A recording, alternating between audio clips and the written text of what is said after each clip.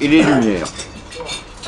On pourrait croire à un paradoxe, et pourtant, le premier jansénisme, on pense à Port-Royal, à Angélique Arnauld, et bien malin qui pourrait distinguer les premiers écrits d'Angélique des grandes figures de l'école française. Et il ne faut pas l'oublier, elle a été la fille spirituelle de François de Sales, mais qui très vite a décelé chez elle une certaine raideur, un certain orgueil. On pourrait dire, en reprenant les mots de Don Gérard, le zèle amer. Malheureusement, ce premier Port-Royal est tombé sous la coupe de Saint-Cyran, ne rentrons pas dans sa psychologie, mais qui lui aussi s'apparente par bien des aspects à l'école française du XVIIe, au courant de Bérulien. D'ailleurs, il y a une période bérulienne chez Saint-Cyran. Il ne faut pas oublier non plus que le Parti dévot avait des engagements politiques diamétralement opposés à la politique de Richelieu. Tout ceci, ça va s'enchevêtrer, créer des conflits. Puis Arnauld vint et Louis XIV le notera dans ses mémoires. Pour des questions non essentielles au salut, l'Église de France s'est divisée. Il y a même eu des évêques qui ont été déposés, des situations quasi-schismatiques, sur le plan purement religieux, et sur le plan des idées, si le premier Port-Royal, c'est encore l'école française, avec Nicole, c'est le rationalisme. Et on verra certains prêtres dans le diocèse de Chartres, par exemple, qui vont être des dénicheurs de saints, qui préfigurent par bien des aspects Bayle et l'esprit critique du XVIIIe. La noblesse de robe, les Robins, vont, pour différentes raisons, être des propagateurs du jansénisme.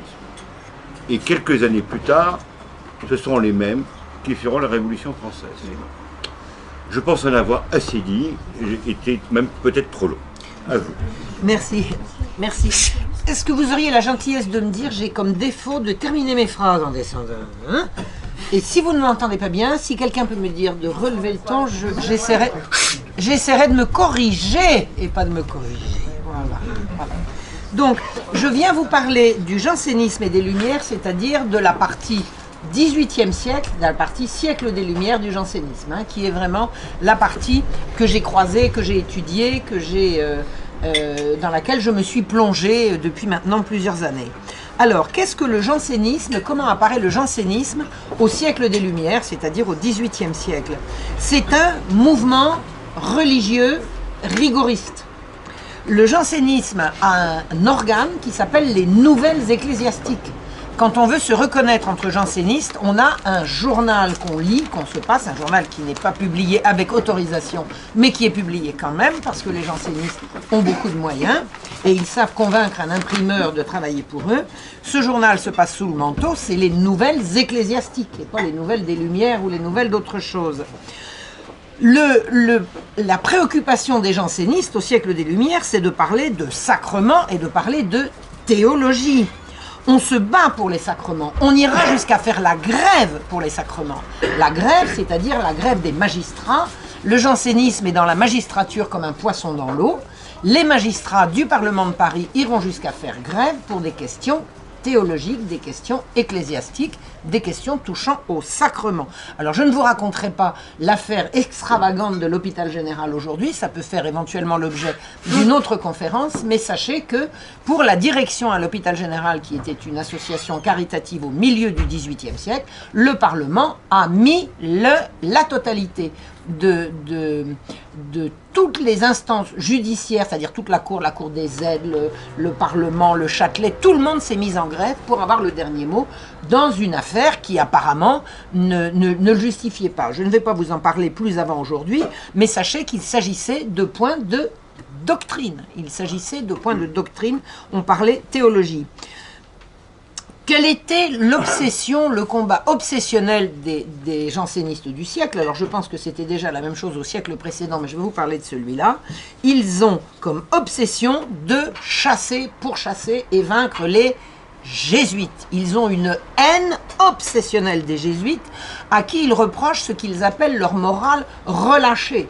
C'est-à-dire que les jésuites que nous avons, nous, avec le recul de 200 ans de laïcité, dont nous avons une vision non pas rigoriste, mais à tout le moins sévère, à l'époque, ils avaient une image rigoureusement inverse. Ils avaient une morale relâchée. C'est-à-dire que ce que revendiquent les jansénistes, c'est une morale rigoriste. On a toujours trop de plaisir, il faut toujours se priver du maximum. Les jésuites, disaient les jansénistes à l'époque, donnent l'absolution à des pécheresses qui vont danser le jour où elles ont reçu le Saint Corps de notre Seigneur Jésus-Christ. Ce jour-là, c'est le dimanche. Si les paysannes ne vont pas danser le dimanche, elles vont danser quel jour? Les autres jours, elles travaillent. Donc il y a une espèce d'obsession de poursuivre de leur rigueur et d'empêcher les petites gens de profiter de leur loisir et de leur vie, tout en restant de bons chrétiens. Hein. Le paysan du XVIIIe siècle est un bon chrétien, est un bon catholique. Et il y a ils ont une espèce d'obsession d'interdire aux gens de profiter de la vie, et ils en profitent pour pourfendre les jésuites qui, disent-ils, ont cette morale relâchée qui les autorise à donner l'absolution à tous ces mauvais chrétiens qui, le jour où ils ont reçu la communion, vont s'amuser. Bon, alors je me permets d'insister, si on ne s'amuse pas le dimanche, on va s'amuser quand? On va pas s'amuser pendant la semaine. Voilà. Bon, je vous ai glissé au passage ce que j'en pense, mais je ne suis pas tout à fait là pour le présenter comme ça, mais j'ai pas pu m'empêcher. Voilà.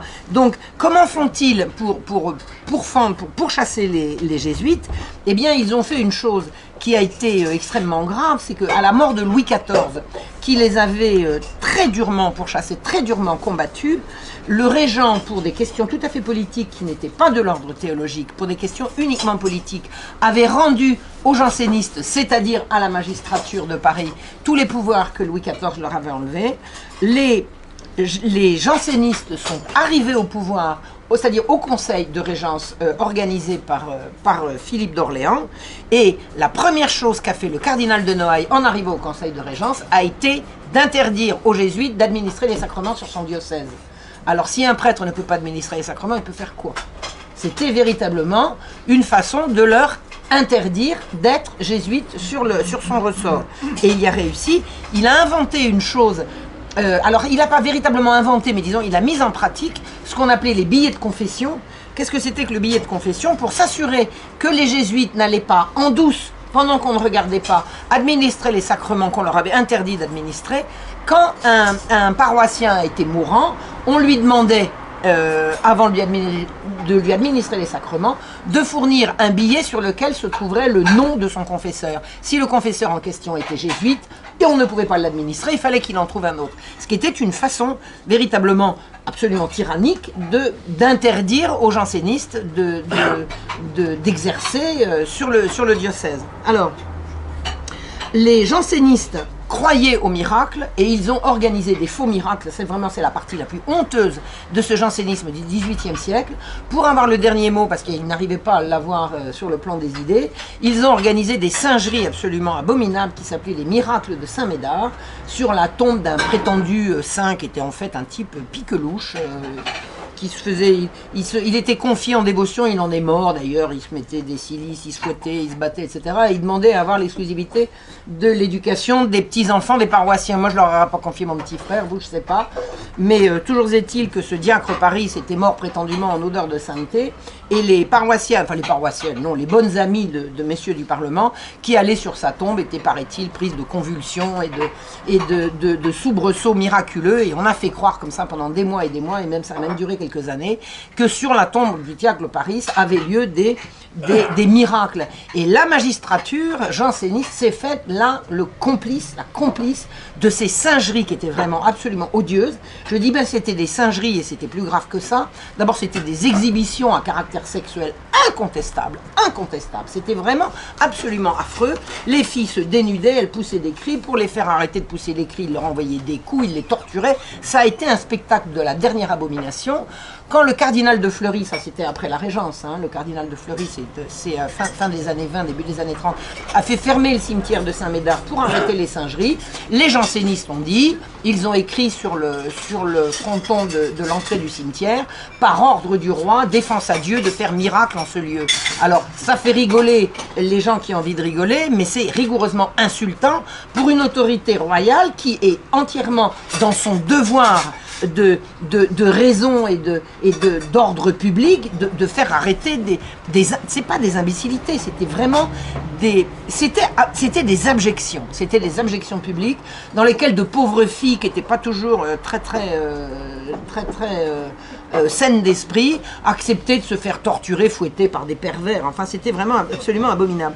Et ça a été, dans ces années-là, le quotidien de tout ce monde janséniste qui tenait la dragée haute au roi, qui tenait la dragée haute à l'église et qui voulait absolument imposer leur rigorisme et leurs obsessions. Voilà. Donc, qu'est-ce que c'était que le monde des jansénistes? C'était majoritairement, pas du tout exclusivement, mais majoritairement, le monde de la magistrature. Voilà. Les juges du Parlement de Paris et également les juges du tribunal du Châtelet et également de la Tour des Aides et de la cour de ceci et de la cour de cela étaient essentiellement, c'est là essentiellement qu'on recrutait les jansénistes. Alors pas uniquement, vous aviez des avocats jansénistes, vous aviez des hommes d'affaires jansénistes, vous aviez des gens du petit peuple janséniste, et j'en ai rencontré au cours de mes recherches d'éminemment sympathiques, c'est-à-dire de gens du peuple qui vivaient la rigueur janséniste avec beaucoup de dévotion et de sincérité, et pas du tout pour en profiter, alors que les magistrats jansénistes avaient la réputation, et il y a pas mal de textes qui ont circulé là-dessus, qui disaient « le magistrat janséniste vous reçoit la tête penchée, et dès qu'il est sorti, il va dans un carrosse doré, il va voir il va voir les putains, etc. » Enfin, c'était un petit peu une image d'une affreuse hypocrisie. Pascal était janséniste. Pardon? Pascal. Oui, tout à fait, mais c'était le siècle précédent. Hein. C'était le siècle précédent. Je vous parle du XVIIIe siècle, là. Oui, tout à fait, tout à fait. Et Racine aussi était janséniste. Voilà. Alors, ces magistrats jansénistes sont la partie la plus riche de France. Les plus beaux châteaux sont à eux, les plus beaux hôtels particuliers de Paris et d'autour, enfin puisque nous parlons de Paris, mais on pourrait parler d'ailleurs, mais je vous parle là spécifiquement de Paris puisque c'est là que ça se passe. Les plus beaux hôtels particuliers que vous pouvez voir encore aujourd'hui sont les hôtels particuliers des magistrats. Ils sont la partie de la noblesse qui gagne beaucoup d'argent. Pourquoi? Parce qu'ils rendent la justice au nom du roi et que cette justice est payante. Et que rendre la justice, ça paye. Voilà. Donc, leurs querelles, les querelles des jansénistes, touchent toutes sur la grâce et sur le pouvoir. Mais on ne dit pas le pouvoir, on dit faire comprendre à Sa Majesté que Sa Majesté se trompe et qu'on va lui expliquer comment il faut faire qu'elle fasse bien. Mais le fond des querelles, ce sont des querelles sur la grâce, ce sont des querelles d'ordre théologique. Alors, au début, quand je suis arrivé à étudier ces choses-là, je n'arrivais pas à comprendre qu'on puisse se disputer sur la grâce. Et en fait, c'est essentiel. Parce que de deux choses l'une, et vous allez comprendre, toute la politique en découle, soit Dieu donne la grâce à tout le monde et les hommes sont égaux devant Dieu, soit Dieu donne la grâce à certains, à qui il veut, et là, nul rachat n'est possible, on est élu dès la naissance et on a le droit de dominer qui on veut. Et c'est l'équivalent du protestantisme. C'est la prédestination, c'est l'élection divine à la naissance, c'est désespérant, c'est une théologie absolument désespérante. Si vous n'êtes pas élu, il n'y a rien à faire. C'est rigoureusement anti-catholique. C'est anti-catholique. Mais les jansénistes ne prétendent pas vouloir rompre avec le catholicisme. Pour eux, le pape ne les a pas compris. Le pape a mal interprété ce qu'il voulait dire. Non, c'est pas ça que sa sainteté a compris. Donc le roi se trompe tout le temps, le pape se trompe tout le temps. C'est eux qui savent. Voilà. Leur arène, c'est la Sorbonne, la faculté de théologie au cœur de Paris. C'est eux qui la tiennent. Voilà. Et comme ils sont magistrats, ils ont la possibilité de bloquer la machine judiciaire et un roi ne peut pas être roi si la justice n'est pas rendue en son nom. C'est à ça qu'il sert. La fonction première du roi, c'est de rendre la justice à ses peuples. Il le dit tout le temps. Voilà. Or, la justice, elle est rendue par des magistrats qui la rendent en son nom et en son absence et qui font ce qu'ils veulent. qui font ce qu'ils veulent. Tout le siècle de Louis XV sera empoisonné, depuis la mort de Louis XIV jusqu'à la Révolution française, par ces querelles absolument insensées d'une magistrature qui croit qu'elle est là pour donner des leçons aux autres, alors que rien, ni historiquement, ni juridiquement, rien ne justifie leurs prétentions. S'ils arrivent à appliquer leurs prétentions, c'est qu'ils sont très forts et qu'ils sont très bien organisés et que vraisemblablement le roi ou les rois, puisqu'on peut dire Louis XV et Louis XVI, sont beaucoup trop débonnaires et ont beaucoup trop belles manières pour les amener à raison. Louis XIV, il avait été, il savait pas bricoler, hein, il les avait fait enfermer, il a dit maintenant on arrête, c'est moi qui commande. Et ça n'était déjà plus ce qui se faisait à l'époque de Louis XV et Louis XVI. Mais enfin, disons Louis XV, puisque c'est de la période Louis XV dont il s'agit. Alors maintenant, qu'est-ce que c'est que les Lumières? On ne voit pas le rapport, hein, sauf que c'est à la même époque. Les Lumières, c'est un mouvement intellectuel qui se veut émancipateur. C'est un mouvement rigoureusement laïque. Dans les Lumières, vous n'avez pas de prêtre, vous n'avez pas de querelles ecclésiastiques, on ne parle pas de sacrement, on ne parle pas de la grâce. On parle de la lumière et de la raison. La religion, on s'en moque. Alors, on est prudent, on ne s'en moque pas ouvertement, on ne s'en moque pas publiquement, mais on sait s'en moquer entre soi, on sait se reconnaître, on sait s'envoyer des bonnes blagues et se dire quand on termine ses courriers, et ça concerne essentiellement Voltaire, écrasons l'infâme, l'infâme c'est l'Église, ne vous inquiétez pas, ne vous y leurrez pas. Le but des Lumières, c'était de renverser l'Église et ils y ont réussi puisque la Révolution est passée par là. Donc la religion, on s'en moque et Voltaire, par exemple, se moquera abondamment et à juste titre des singeries du cimetière de Saint-Médard. Voilà. En plus, Voltaire, il avait deux raisons pour une de se moquer des singeries de Saint-Médard, c'est qu'il avait un frère qui en faisait partie. Alors je ne sais pas ce que faisait le frère de Voltaire au cimetière de Saint-Médard, je ne sais pas dans quelle mesure il a participé, mais effectivement le frère de Voltaire était janséniste et c'était à cette époque-là et il n'était pas très fier d'avoir un frère qui donnait sa caution à des imbécilités et surtout à des spectacles d'un scabreux et c'était vraiment abominable. L'affaire des convulsionnaires, on appelait ça les convulsionnaires de Saint-Médard, c'est vraiment une tache sur cette partie du siècle. Voilà. Alors pour qui se battent les Lumières? Eh bien on se bat pour l'économie. L'économie, c'est une notion nouvelle.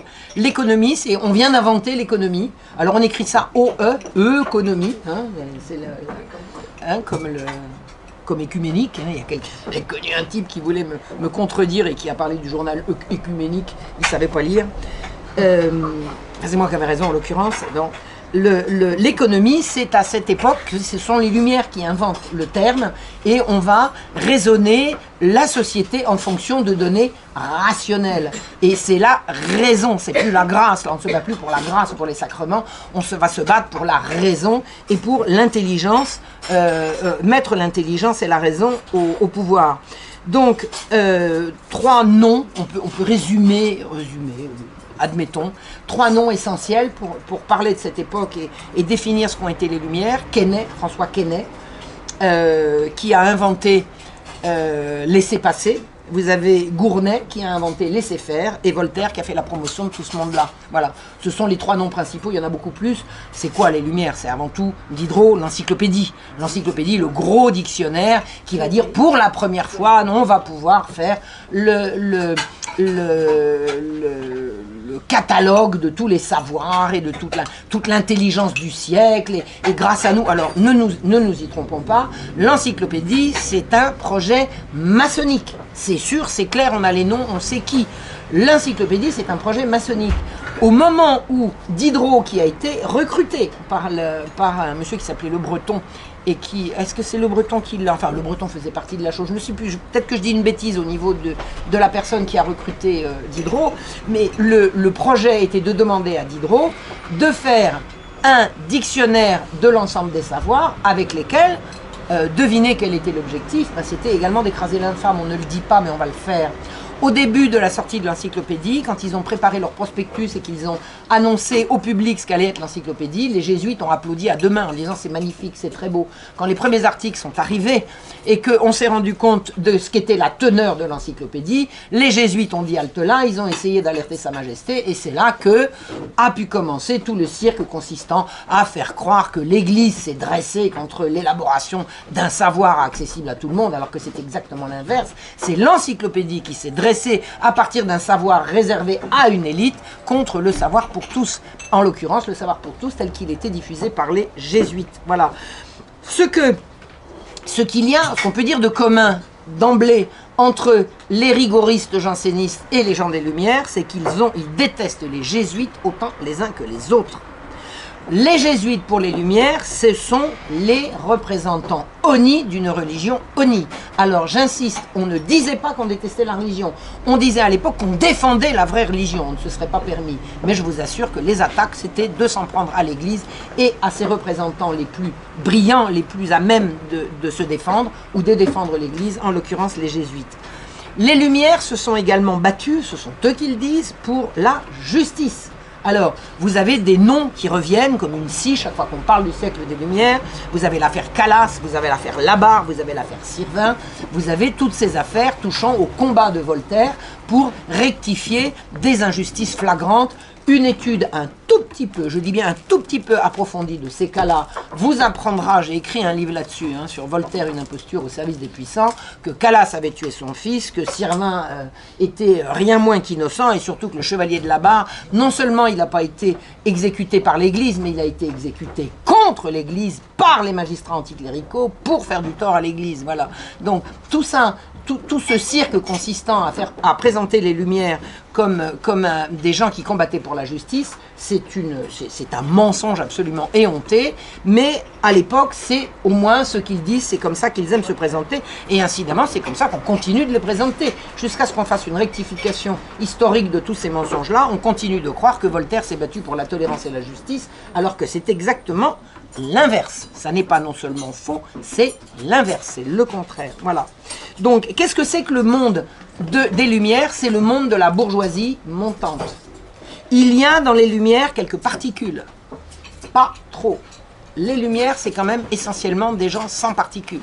C'est la bourgeoisie montante, la bourgeoisie marchande, la bourgeoisie qui a de l'argent et contre laquelle, en direction de laquelle, un certain nombre de nobles qui ont perdu des fortunes vont vouloir se rapprocher. Les nobles courent après l'argent des bourgeois qui eux-mêmes courent après les particules de la noblesse. Il y a des rapprochements qui se font comme ça. Mais globalement, les Lumières est un mouvement qui éclot et qui se trouve bien dans le monde de la bourgeoisie. Voilà. On raisonne sur la raison, on ne parle pas de la grâce.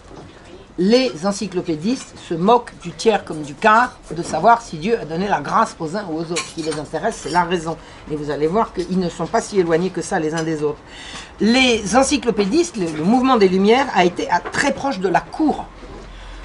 Ils avaient leurs entrées à Versailles. Par l'intermédiaire de qui? De Madame de Pompadour. Voilà. Alors, savoir que Madame de Pompadour était encore une toute petite fille, qu'elle était déjà destinée par le milieu financier dans lequel elle avait vécu à devenir la maîtresse du roi. Elle était encore petite fille, qu'elle était programmée pour devenir la maîtresse du roi. Tout a été fait pour qu'il se rende compte, pour qu'elle ait l'éducation qui était susceptible de le séduire, etc. etc. Et c'est la Pompadour, une fois qu'elle était dans la place, qui a ouvert les oreilles du roi à une bienveillante attitude vis-à-vis de ce mouvement nouveau qui s'appelait les Lumières. Voilà. Donc c'est certain, vous avez des très beaux portraits de la Pompadour où on la voit mettant la main sur l'encyclopédie, Alors, les jansénistes évoluent dans une ambiance religieuse qui se réclame d'une certaine bigoterie, et les Lumières, eh bien c'est l'inverse. On se réclame d'une ambiance anti- ou a-religieuse où le plaisir est considéré comme un droit. En tout cas, un droit pour eux. Peut-être pas un droit pour tout le monde, mais le droit au plaisir, le droit de s'amuser. Vous avez, Voltaire a écrit un poème qui s'appelle Le Mondain, qui est assez évocateur de ce que c'était que l'idéologie qui avait cours dans ce milieu-là. Jouissons de la vie, jouissons, jouissons, jouissons. Le professeur Xavier Martin a écrit, alors je ne peux pas vous dire quel est le livre dans lequel il en parle, mais véritablement, il a dressé un portrait de ces lumières jouissives et égoïstes qui est absolument accablant pour le mouvement, accablant sur le plan moral, entendons-nous. Alors, quel lien peut-il y avoir entre jansénistes et jésuites? Eh bien, je vais vous raconter une chose absolument vérifiée et vérifiable qui concerne leur haine des jésuites. Vous avez certainement entendu parler de l'attentat de Damiens. Damien, en 1757, est un domestique âgé de 42 ans qui, de façon tout à fait incompréhensible, un soir, que c'était le soir des rois, de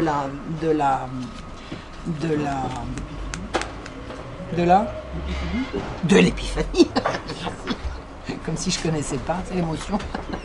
Le soir de l'épiphanie, le roi sort du château de Versailles dans la cour de marbre et il est attaqué par un monsieur qui s'appelle Damien, Robert-François Damien. On arrête Damien et immédiatement, qui a pu armer le bras de Damien? C'est-à-dire que tout va être envisagé, sauf que Damien a pu armer son bras tout seul, c'est-à-dire qu'il était assez grand, qu'il a pris un couteau et qu'il est allé, pour des raisons qui lui sont propres et que vraiment, alors j'ai étudié par cœur dans tous les moindres détails le dossier Damien, on s'est gardé de lui demander pourquoi il avait fait ça, et si on lui a demandé, je vous rassure, on a retiré les questions et toutes les réponses, on ne voulait surtout pas savoir pourquoi Damien avait fait ça. Par contre, ce qu'on a fait immédiatement, c'est qu'on est allé accuser les jésuites d'avoir armé son bras. Voilà. Pourquoi? Parce que à partir du moment où le siècle est vraiment, véritablement à ce moment-là, la guerre bat son plein entre jansénistes, pro-jansénistes et pro-jésuites, à partir du moment où la guerre est allumée, si un événement comme ça se produit, il faut que ça soit forcément la faute de l'un ou de l'autre. Alors, est-ce que ça peut être les jansénistes? Alors, bon, est-ce que les jansénistes, est-ce que la magistrature peut avoir intérêt à se débarrasser du roi? Réponse non. Ils en font ce qu'ils veulent. Ils le mènent comme ils l'entendent, ils lui font grève sur grève. Ils n'ont pas intérêt à voir arriver derrière le on ne peut pas dire débonnaire, parce qu'il n'était pas que débonnaire, il avait aussi de l'autorité, mais je veux dire, il avait un respect d'un certain nombre de manières dont les magistrats usaient et abusaient tout le temps. Il n'avait certainement pas intérêt à en voir arriver un autre qui pourrait être aussi autoritaire qu'avait été le prédécesseur de Louis XV. Donc il n'y a pas d'intérêt du tout à la magistrature janséniste ou au parti janséniste de tuer ou d'attenter à la vie de Louis XV. Donc si c'est pas les uns, c'est les autres, donc c'est les jésuites. Voilà, c'est comme ça. Pourquoi circuler? Il n'y a rien à voir. Il en faut un. J'ai trouvé, en cherchant, dans le portefeuille d'Argenson, qui était d'Argenson? D'Argenson, c'était un ministre d'État, secrétaire d'État de la guerre, surintendant des postes et relais de France. Un des principaux ministres de Louis XV à l'époque. Il y avait Machaut d'Arnouville, il y avait d'Argenson, il y en avait quelques-uns comme ça. Vous aviez Philippot. C'était un des 3 ou 4 personnages les plus importants du Conseil du roi. On trouve dans son portefeuille, c'est-à-dire dans ses papiers personnels, je suis allé chercher ça à la bibliothèque de l'Arsenal, une feuille manuscrite datée du 5 mars 1757. L'attentat de Damien a eu lieu le 6 janvier. 5, 6, 2 mois avant. 6 janvier, 5 ou 6 janvier 1757. Et qu'est-ce qu'on trouve? On trouve, s'il est né, on parle de Damien, et s'il a vécu comme on l'assure dans une condition basse, il est évident que cela seul, par cela seul, que ce n'est qu'un émissaire d'ennemis secrets qui lui ont communiqué leur fureur. Un homme sans nom et sans état dans la société civile ne peut avoir aucune sorte de mécontentement personnel qu'il est armé contre le roi. Les considérations que je viens de vous lire sont des considérations que dans son fort intérieur, ou en tout cas dans son cabinet, le comte d'Argenson écrit, ou à tout le moins lit pour lui-même. Il n'est pas possible que Damien ait agi par lui-même. À propos des opposants à la bulle, c'est-à-dire les jansénistes, la bulle Genitus, c'était la bulle du pape qui avait la bulle de 1713, qui avait condamné le jansénisme comme hérétique. Donc tous les pro-jansénistes étaient opposés à la bulle. Donc ce que nous dit d'Argenson à propos des opposants à la bulle, ils ne sont d'ailleurs unis par aucun lien qui annonce une association dangereuse. Donc il élimine l'hypothèse que ce soit les jansénistes qui est armé, celui qui ne peut pas s'être armé tout seul. D'accord ? Et il continue. On ne persuadera jamais au public qu'un homme d'une condition servile, qu'un laquais, il était valet, hein, Damien, se soit déterminé par malice propre, sans impression venue d'ailleurs. Donc le raisonnement continue, ça peut pas être lui, ça peut pas être les jansénistes, et le public ne croira pas qu'il ait fait ça tout seul. Moralité, il faut trouver des complices, ça va être, vous avez compris, il dit, à propos des jésuites, il serait temps que cette société, née pour la destruction comme on le présagea dès son berceau, fût réduite enfin à l'impuissance de nuire. C'est-à-dire que ce que nous dit d'Argenson là, dans ce texte, daté du 5 mars 1757, c'est que non seulement c'est les jésuites, mais on va en profiter pour s'en débarrasser, parce que ça commence à bien faire. Et on a là affaire à un proche du roi. Et le roi n'a jamais pris position contre les jésuites. C'est un très très proche de Louis XV d'Argenson. Et il dit, je ne crois pas que les prétendus jansénistes craignent le succès de l'information la plus exacte, même le public paraît n'avoir à ce sujet aucun soupçon sur leur compte. C'est-à-dire, on ne pourra pas charger les jésuites, les jansénistes, le public ne le croira pas, on peut charger la mule, on peut y aller. Allons-y, ça va être les jésuites, on peut y aller. D'Argenson, à ce moment-là, était directeur de la librairie et protecteur des philosophes et ami de Voltaire. D'Argenson avait fait ses classes au collège Louis-le-Grand sur les mêmes bancs que Voltaire. Donc d'Argenson étaient deux frères, Marc-René et Marc-Pierre, appelons-les René et Pierre. Ils étaient contemporains à un an près de Voltaire et ils avaient fait leurs humanités au collège Louis-le-Grand chez les jésuites qui leur avaient tout appris et ça ne les a pas empêchés de se retourner de la façon que je vous raconte. Voilà. Alors, refermons le dossier d'Argenson et maintenant, lisons ce qui circule au même moment dans Paris, sous la signature d'un certain Pierre-Jean Grolet, qui fait circuler, imprimé, donc avec le privilège d'imprimerie, des réflexions. Et voilà ce que dit ce Grolet. S'il est vrai, comme on l'assure, que le coupable est né et a vécu dans une basse condition, il est évident par cela même qu'il est l'émissaire d'ennemis secrets qui lui ont communiqué leur folie, car un homme sans nom et sans valeur dans la société ne peut avoir éprouvé aucune sorte de ressentiment personnel qui ait pu l'armer contre le roi. Par ailleurs, rien ne montre qu'il ait été vénal ou séduit. C'est exactement le même raisonnement que celui d'Argenson. C'est pas au même endroit, c'est pas le même lieu, c'est pas exactement les mêmes mots, mais c'est là exactement la même idée. Et à propos des jésuites, Grolet écrit, et donc publie, « Ceux qui seront chargés de l'information contre l'assassin ont-ils besoin d'être avertis de toute l'habilité des jésuites pour cacher leur coup ?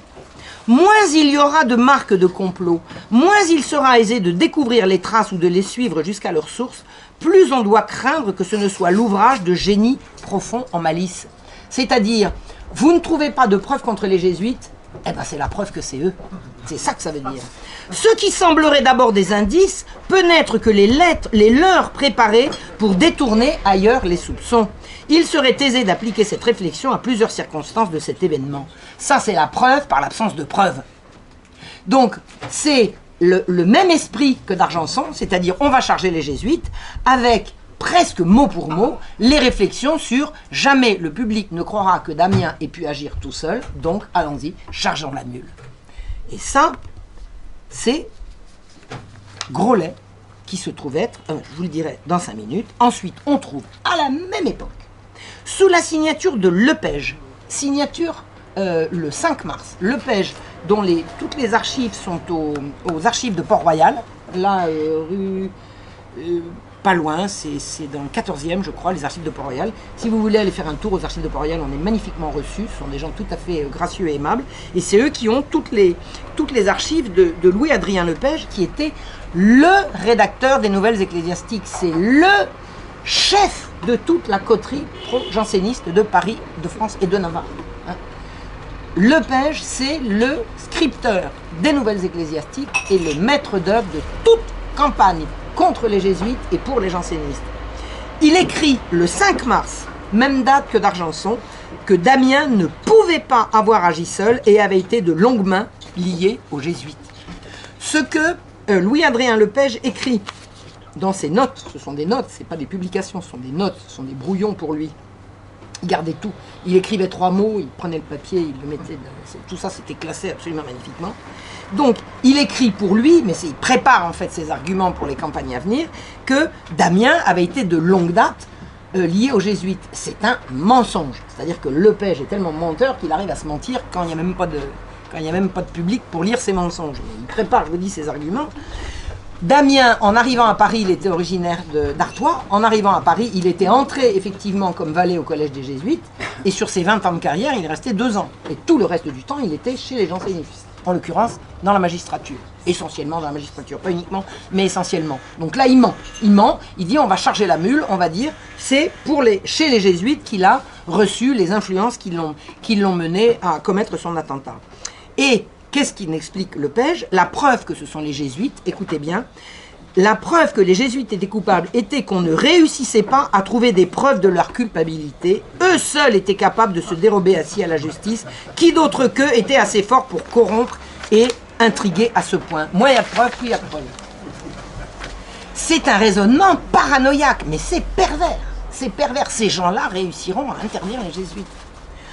On trouve dans le portefeuille du ministre, proche de Louis XV, sous la plume d'un ami des Lumières. Groslay était un correspondant de Voltaire. J'ai trouvé des lettres de Voltaire à Groslay, le félicitant de ce qu'il a fait, de ce qu'il a écrit, et ceci et cela. Et correspondant de Voltaire et également de l'encyclopédie. Groslay a écrit pour l'encyclopédie. Groslay est un homme des Lumières. Et du rédacteur des Nouvelles Ecclésiastiques, les mêmes arguments. Les Lumières, le gouvernement, enfin, proche de Louis XV et les Nouvelles Ecclésiastiques, c'est-à-dire les jansénistes, développent les mêmes arguments. Je ne vais pas vous raconter ici le procès d'Amiens que j'ai étudié en long, en large et en travers. Tout le procès d'Amiens n'est qu'une énorme tromperie, et du roi et du public. Tout a été faussé, truqué, bidouillé, falsifié. C'est une honte. J'ai même trouvé des faux enregistrements au Parlement de Paris. Le Parlement de Paris a scellé, écrit à la main, scellé et signé des faux. Faux sur la date, faux sur le chiffre, faux sur les... C'est absolument monstrueux. Et ça, c'est ce qu'a fait le Parlement de Paris pour noyer le poisson concernant l'affaire d'Amiens. L'idée était, pour se dédouaner et pour qu'on n'aille pas chercher du côté de ce qui les dérangeait, de faire porter le chapeau aux jésuites. C'était trop pratique. Donc là, première remarque concernant l'alliance, on peut dire, objective entre les uns et les autres. Voilà. Alors la suppression des jésuites. Qui a obtenu la suppression des jésuites? Eh bien c'est un certain Louis-René de Caradoc de la Chalotais, procureur général au Parlement de Bretagne, qui s'y est collé. Il a décidé qu'il les aurait. Si quelqu'un était janséniste, c'est bien lui. Alors d'une part parce que le Parlement de Bretagne était janséniste, mais lui tout particulièrement. Voilà. En 1762, alors l'attentat d'Amiens c'était 57, en 1762, il présente au Parlement de Bretagne 2 comptes rendus des constitutions des jésuites, avec lesquels il va démontrer qu'il faut supprimer l'ordre de la Compagnie de Jésus. Voilà. Et il va obtenir ça. Alors, à l'origine, je n'entre pas dans les détails parce que c'est très très compliqué, mais il y a eu une faillite dans laquelle d'ailleurs les jésuites étaient beaucoup plus victimes que autre chose. Et largement, en plus de ça, c'était la guerre de 7 ans. Faire des affaires, affréter des bateaux en période de guerre, bon, vous risquez vraiment de perdre gros, et ça avait été le cas. Donc sans entrer dans les détails, la faillite, une faillite qui était retombée sur un jésuite qui s'appelait Lavalette, a fourni l'occasion à La Chalotais de préparer son compte-rendu sur les constitutions des jésuites. Il est allé chercher les constitutions d'établissement des jésuites. Il les a passées à la moulinette de sa haine, enfin de ce qu'il a, admettons, ce qu'il appelait lui son sentiment de la justice, et il a obtenu la suppression des jésuites. La Chalotais a obtenu la suppression des jésuites. Les jésuites ont été interdits en moins de 3 ans suivant ce compte rendu au Parlement de Bretagne. Il a obtenu de fermer 111 collèges, 9 noviciats, 21 séminaires, 4 maisons professes, 8 missions, 13 résidences, et de les faire interdire en tant qu'ordre de séquestrer tous leurs biens et de les expulser du royaume. Voilà, là, les jansénistes ont gagné, merci monsieur La Chalotais. 12 000 exemplaires du compte-rendu de monsieur La Chalotais se sont enlevés à Paris comme des petits pains en quelques semaines. Voltaire, de Genève où il était à l'époque, a annoncé en mai qu'il éditait les comptes rendus des constitutions des jésuites de monsieur La Chalotais pour les faire diffuser autour de lui. Les jansénistes ont gagné. Qui va triompher? Les Lumières. Les jansénistes ont gagné, les Lumières triomphent. On trouve dans... Alors, les Lumières et l'encyclopédie. Voltaire n'était pas collaborateur de l'encyclopédie. Il était un peu leur mentor, mais il ne collaborait pas directement avec l'encyclopédie. Mais enfin, il faisait quand même partie de la coterie. Et il a écrit, au moment de la publication des constitutions des jésuites, que les constitutions des jésuites, il a vanté cet ouvrage en disant que c'était un ouvrage qui s'élevait contre les constitutions des jésuites et le fanatisme qu'elles renferment et contre la barbarie de l'éducation française. Ce que Voltaire vante dans cette publication, c'est que grâce à la Chalotais, on peut dénoncer la barbarie du système d'éducation tel que les jésuites l'avaient promu à travers toute la France. Nous y reviendrons. Diderot, lui, dans l'encyclopédie, va écrire lui-même, alors pas lui-même tout seul, mais lui-même de toute façon, a signé cet article. Il a signé l'article à J comme jésuite. Alors, je vous recommande, c'est très facile d'accès, vous avez certainement tous Internet maintenant. Vous ouvrez l'encyclopédie Lexilogos et vous allez chercher dans Lexilogos, encyclopédie Diderot d'Alembert, et vous appuyez sur J comme jésuite. Et vous allez voir tout ce que je vous raconte. À l'article jésuite, Diderot écrit, alors je vous en une toute petite partie, bien évidemment, il y en a des tartines, je vous en ai extrait quelques-unes. Il écrit « Aux vœux d'obéissance faits au pape, les jésuites joignirent ceux de pauvreté et de chasteté qu'ils ont observés jusqu'à ce jour, comme on sait. » Comment ça s'appelle, ça? De la médisance, de l'insinuation calomnieuse. S'il y avait eu contre les jésuites la moindre imputation d'affaires de mœurs dans leur collège, vous pensez bien que ça serait su. Les magistrats jansénistes avaient suffisamment d'informateurs, ils étaient suffisamment procéduriers, s'il y avait eu la moindre plainte, ils l'auraient instruite. Il n'y en a pas. Il n'y en a pas. Donc dans les collèges, les jésuites ont été... Alors, je ne peux pas dire qu'ils ont été remarquables en tout, parce que je crois qu'ils ont été assez violents dans leur... il y a différentes dénonciations qui ont été faites, qu'ils étaient violents dans leur correction, mais il n'y a pas d'affaire de mœurs. Il n'y a pas d'affaire de mœurs chez les jésuites. Ou alors, leurs pires ennemis les ont savamment cachés, on ne voit pas à quel titre. Il écrit, en 1641, il fait l'historique des abominations faites par les jésuites, en 1641, ils allument en Europe la querelle absurde du jansénisme qui a coûté le repos et la fortune à tant d'honnêtes fanatiques. Fanatique à l'époque, c'est pas comme aujourd'hui, c'est inspiré. Donc, ce que Diderot nous écrit, c'est que la querelle janséniste a été allumée par intolérance par les jésuites. Mais attendez, c'est pas les jésuites qui ont interdit le jansénisme, c'est le roi. C'est-à-dire qu'en présentant les choses comme ça, ils font du roi la marionnette des jésuites. Est-ce que vous croyez que c'est crédible? Est-ce que Louis XIV était la marionnette des jésuites? Ça n'est évidemment pas crédible. D'autre part, s'en prendre aux jansénistes, dans cette querelle de la Constitution Unigenitus, de la bulle Unigenitus, c'était leur reprocher de vouloir que Jésus soit mort sur la croix pour les uns et pas pour les autres. Je veux dire, le fondement du catholicisme, c'est quand même de dire que Jésus est venu pour tous les hommes. Et pour les jansénistes, non, pas pour tous les hommes, juste pour nous. Pour les autres, non. Donc il est bien évident que dans cette querelle, en écrivant ça, Diderot prend parti pour les jansénistes. Ce qui est absolument inadmissible. Je vais vous citer Saint-Cyran, le fameux Saint-Cyran du début du mouvement. Il écrivait, écoutez bien, « La prédestination n'est rien que l'amour éternel que Dieu porte à certains enfants d'Adam, après les avoir vus tous tomber dans la damnation par le péché de leur père, y laissant les autres et n'ordonnant rien pour eux que l'enfer qu'ils ont mérité. » C'est ça le jansénisme. Dieu donne la grâce à ceux qu'il a élus et les autres seront damnés sans rien pouvoir y faire. C'est totalement contraire à la doctrine catholique. C'est clair, c'est anti-évangélique.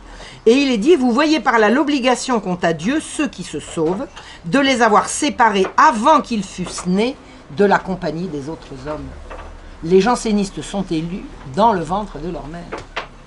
C'est une monstruosité par rapport au dogme catholique. Et c'est ça que le pape a condamné, et c'est ça que Louis XIV a condamné, et c'est ça que ces gens défendent. Et qui prend la défense là des jansénistes? C'est Diderot. C'est Diderot qui reprend ça. Il écrit en 1709, leur basse jalousie détruit Port-Royal. Attendez, encore un coup. C'est Louis XIV qui a fait détruire Port-Royal. C'est pas les jésuites. C'est Louis XIV qui commandait. Et pourquoi dire que c'était par basse jalousie? Comment ça, jalousie? Qui était au pouvoir? Qui avait l'oreille du roi? C'était les jésuites. C'était pas les jansénistes. Si les uns devaient être jaloux des autres, c'est l'inverse. Et pas dans ce sens-là. Donc, Diderot ment. Il ment. Il écrit, en 1713, ils appellent de Rome cette bulle Unigenitus qui leur a servi de prétexte pour causer tant de mots, au nombre desquels on peut compter 80 000 lettres de cachet. J'ai pas compté le nombre de lettres de cachet, je n'en sais rien. Alors là, je sais pas ce que ça... Alors là, vraiment, je ne peux pas répondre là-dessus. Mais c'est de nouveau imputé aux jésuites d'être responsables d'une décision du pape. Le pape a lu les écrits jansénistes, il a dit c'est hérétique. Le jansénisme est hérétique, le pape a pris la décision de condamner l'hérésie janséniste, et Diderot arrive en disant c'est eux qui ont tenu la main du pape. Mais c'est prendre à la fois les jansénistes pour des monstres, on a compris, mais le pape pour un pantin. Et je ne crois pas que le pape était un pantin. Et alors, il endosse totalement la version janséniste du conflit. En écrivant cet article sur les jésuites, Diderot prend fait et cause pour la version janséniste du conflit, et cette version est mensongère de A à Z. Là, je ne prends pas parti pour ou contre la grâce pour les uns et pour les autres. Ce que je peux vous dire, pour avoir vérifié, tous les arguments des jansénistes sont tous mensongers. Mensongers. Ils mentent comme ils respirent. Et alors, Diderot, toujours, en 1731, un jésuite toulonnais nommé Jean-Baptiste Girard avait été accusé et relaxé dans une affaire de mœurs concernant une jeune fille âgée de 18 ans, Catherine Cadière. Alors c'est un scandale qui a eu lieu effectivement du côté de Toulon. Un jésuite a été accusé par sa pénitente d'avoir abusé d'elle ou d'avoir essayé d'abuser d'elle. Il y a eu un procès. La jeune fille de 18 ans, Catherine Cadière, a été déboutée. Le jésuite a été relaxé. Vous connaissez le raisonnement? C'est bien la preuve qu'il était coupable, puisqu'il a été relaxé. Écoutez ce qu'il dit. Écoutez ce que dit Diderot. L'autorité et l'argent dérobent aux flammes le corrupteur et sacrilège Girard. Il aurait voulu qu'on le brûle. Il dit que c'est par l'autorité et l'argent qu'ils ont réussi à faire échapper Girard aux flammes. Vous avez vu l'homme des Lumières qui voudrait qu'on brûle un jésuite sous prétexte qu'il est jésuite, parce que du moment qu'il a été relaxé, c'est bien la preuve qu'il était coupable. Mais c'est pas monstrueux, ça. Il dit en 1755, les jésuites du Paraguay conduisent en bataille rangée les habitants de ce pays contre leur légitime souverain. Alors ça c'est magnifique. La défense que les jésuites ont prise des populations guaranis à cette époque-là a consisté à prendre les armes pour leur éviter de tomber dans l'esclavage. Et là, il dit qu'ils les ont menés en bataille rangée contre leur légitime souverain. Légitime souverain qui voulait les réduire en esclavage. Hein? Alors les Lumières, anti-esclavage, etc. En 1757, un attentat parricide est commis contre Louis XV, notre monarque, et c'est par un homme qui a vécu dans les foyers de la Société de Jésus que ses pères ont protégé et qu'ils ont placé en plusieurs maisons. Et là, on retrouve l'argument de Grollet et l'argument de Lepage, à savoir, Damien a été chez les jésuites. Donc là, on voit bien qu'ils ont les mêmes arguments, les mêmes scripteurs. C'est Lepage qui écrit tout ça, hein, vous inquiétez pas. Les informations, c'est lui qui les envoie. Je ne dis pas que c'est lui qui écrit, mais c'est lui qui donne les arguments, qui les fournit. Et il dit, à propos de l'assassinat, de la tentative d'assassinat contre Louis XV, comme ils firent en 1610, même circonstance, même conduite. C'est une calomnie odieuse. Ce ne sont pas les jésuites qui ont tué Henri IV, et ce ne sont pas les jésuites qui ont armé le bras de Damien. C'est de la calomnie, calomnie, calomnie. Maintenant, voyons ce que l'encyclopédie nous dit, par ailleurs, sans parler des jésuites. Là, on va faire un tout petit bond qualitatif, vous allez comprendre, à l'article philosophe. Que nous dit Diderot à l'article philosophe? La raison est à l'égard du philosophe ce que la grâce est à l'égard du chrétien. Vous avez compris? Vous avez compris. Le philosophe forme ses principes sur une infinité d'observations particulières. Le peuple adopte le principe sans penser aux observations qui l'ont produit. Il croit que la maxime existe pour ainsi dire par elle-même, mais le philosophe prend la maxime dès sa source, il en examine l'origine, il en connaît la propre valeur, et il n'en fait que l'usage qui convient. C'est comme la grâce, il y a ceux qui sont intelligents, qui ont la raison. C'est les philosophes, et le reste, la racaille, n'y comprend rien. C'est exactement comme la grâce, et c'est lui qui le dit, la grâce est la raison est au philosophe ce que la grâce est au chrétien.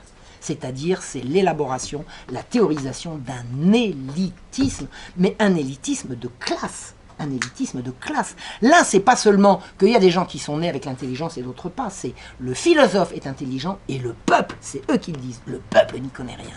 Et ça prépare toutes les dictatures qui vont venir.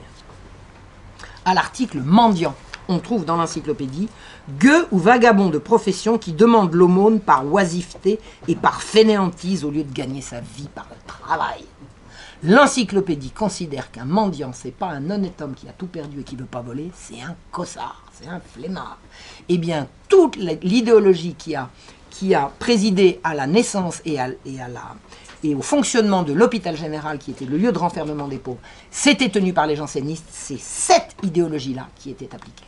Salaud de pauvres. Salaud de pauvres. Et il dit, quant aux vagabonds de profession, on a des travaux utiles dans les colonies où l'on peut employer leurs bras à bon marché. Ah, c'est pas beau ça. Donc, les mendiants qui ne veulent pas travailler, on les déporte. On les déporte. Alors, incidemment, pourquoi est-ce qu'on va déporter les mendiants, au fait? On a déjà des esclaves. Ah bah oui, seulement le taux de l'esclave, le prix de l'esclave monte en flèche. Il faut trouver des solutions de rechange. Et je vous donnerai, si ça vous intéresse, toutes les références là-dessus. J'ai le nom, j'ai la date de publication. Le prix de l'esclave devient prohibitif. On va trouver d'autres solutions. Merci l'encyclopédie. Voilà. Donc tout ça, c'était la morale de la Compagnie du Saint-Sacrement qui a été reprise par les jansénistes, la haine du pauvre et le mépris pour les petites gens. Incidemment, à propos de l'hôpital général, l'encyclopédie était le dictionnaire du XVIIIe siècle, on peut dire. Hein. C'est le gros dictionnaire qui, par entrée alphabétique, va faire le point de l'état de la société, des idées, des techniques, de tout. Et à l'article hôpital, il n'y a rien. L'article hôpital, il n'y a rien. Il n'y a rien sur l'hôpital général. L'hôpital général est l'institution dont la bagarre pour la tête a fait l'objet je vous ai expliqué en 2 mots, d'une grève de général de la magistrature. Ça a été la grosse affaire. Le trône a vacillé dans l'affaire de l'hôpital général. C'est la plus grosse institution de l'époque. Il y a à Paris, rien qu'à la Salpêtrière, plus de 6000 femmes qui vivent sous l'autorité de l'hôpital général. Vous avez la Pitié pour les petits-enfants, vous avez Bicêtre pour les hommes, vous avez des hôpitaux généraux absolument partout en France. Il n'y a pas un mot dans l'encyclopédie sur l'hôpital général. Pas un mot, pas une ligne. Pas une ligne. L'hôpital général est tenu par les jansénistes et les jansénistes ne veulent pas qu'on parle de l'hôpital général parce que c'est chasse gardée. Alors je ne vous dirai pas ça tout de suite aujourd'hui, mais je peux vous dire que pour avoir mis le nez dans les registres d'entrée et de sortie de l'hôpital général, je peux vous dire que des milliers de petits-enfants en disparaissaient sans destination connue. Maintenant, je vous laisse conclure, et ça sera pour une autre fois si vous voulez. Incidemment, le livre que j'ai écrit, qui a fait l'objet de mes études à l'université, de mon DEA, parce que j'ai passé un DEA sur le sujet, c'est Les enfants perdus de l'hôpital général, va bientôt ressortir. Parce que quand il est sorti en 2008, il a fait l'objet d'un silence assourdissant, personne n'a repris. Et maintenant, Contre-Culture va le ressortir prochainement, donc je peux éventuellement revenir vous en parler. L'hôpital général était l'objet d'un trafic d'enfants absolument abominable. Abominable. Voilà. Maintenant, arrivons à au troisième sujet qui tient ensemble jansénistes et Jean des Lumières. En 1763, c'est-à-dire 1 an après avoir obtenu l'interdiction des jésuites, le cher Lachalotais, toujours lui, va publier un essai d'éducation nationale et un plan d'études pour la jeunesse, qui au moment où il est publié, va être traduit en hollandais, en russe et en allemand. Ces gens-là ont les moyens, ils ont en tout cas un beau carnet d'adresses, et la poste fonctionnait très très bien à l'époque. Voilà. Alors, c'est bien un système d'éducation. Je veux dire, qui va être contre un système d'éducation pour tous, hein? Non, pour tous, non, attendez. Qu'est-ce qu'il écrit en préambule? N'y a-t-il pas trop d'écrivains, trop d'académies et trop de collèges? Ah, c'est ça. Le problème de la France à l'époque, c'est qu'il y a trop d'écoles. C'est bien ça qu'il dit. Alors même qu'on se plaint de manquer de bras. Eh oui. Écoutez bien le raisonnement. Le peuple même veut étudier. Voilà ce que c'est. Les jésuites ont mis des collèges partout. Voilà que le peuple demande à étudier. Écoutez la suite. Des laboureurs, des artisans envoient leurs enfants dans les collèges des petites villes. Le bien de la société demande que les connaissances du peuple ne s'étendent pas plus loin que ses occupations. Donc le plan d'éducation de M. Lachalotais, c'est sortez les pecnos des écoles. On n'a pas besoin d'eux. Eh bien, qu'écrit Voltaire à la publication de ce magnifique essai? Je vous remercie de proscrire l'étude chez les laboureurs. Moi qui cultive la terre, je présente requête pour avoir des manœuvres et non des clercs censurés. Voilà. Donc moi qui cultive la terre, c'est moi qui suis propriétaire terrien, vous savez. Alors, l'image de Voltaire cultivant la terre, hein, c'est drôle. Donc, il présente requête pour avoir des manœuvres et non des clercs censurés. Vous savez ce que c'est qu'un clerc censuré? Ces gens sont tellement méprisants, pour le principe d'éducation au peuple, c'est que dès qu'un laboureur va apprendre à lire et à écrire, ça va en faire un clerc tonsuré. Ben non, on ne passait pas la tonsure parce qu'on savait lire et écrire. Vous voyez ce que je veux dire? Mais ça, c'est tout le mépris qu'il en explique. Eh bien, ça c'est le grand Voltaire, mais le grand Rousseau, il n'était pas en reste. Eh bien, le grand Rousseau, il a écrit dans la Nouvelle Héloïse, « N'instruisez point l'enfant du village, il ne lui convient pas d'être instruit. » Ça, c'est les Lumières. Donc vous avez à ma gauche les jansénistes qui nous expliquent qu'il y a trop d'écoles, et à ma droite les Lumières qui applaudissent en disant « Vous avez raison, sortez les gueux, on n'a pas besoin d'eux. » Et dans son essai sur l'éducation, alors ça, tout ça, je vous assure, on vit une époque merveilleuse. Tout ce que je vous dis, comme je vous ai fait des citations, si vous avez pris les citations, vous cherchez sur un moteur de recherche sur Internet, vous ouvrez des guillemets, vous faites la citation, vous fermez les guillemets, vous allez trouver tous les originaux de ça en PDF. Vous pouvez tout vérifier, tout ce que je raconte. Hein. D'ailleurs, si un jour je me trompe, il y a toujours quelqu'un pour venir me le dire, je rectifie, et la plupart du temps, je ne me trompe pas, et on ne se contente de m'insulter, personne pour l'instant ne m'a pris la main dans le sac. Voilà. Alors, j'ai le droit de me tromper pour l'instant.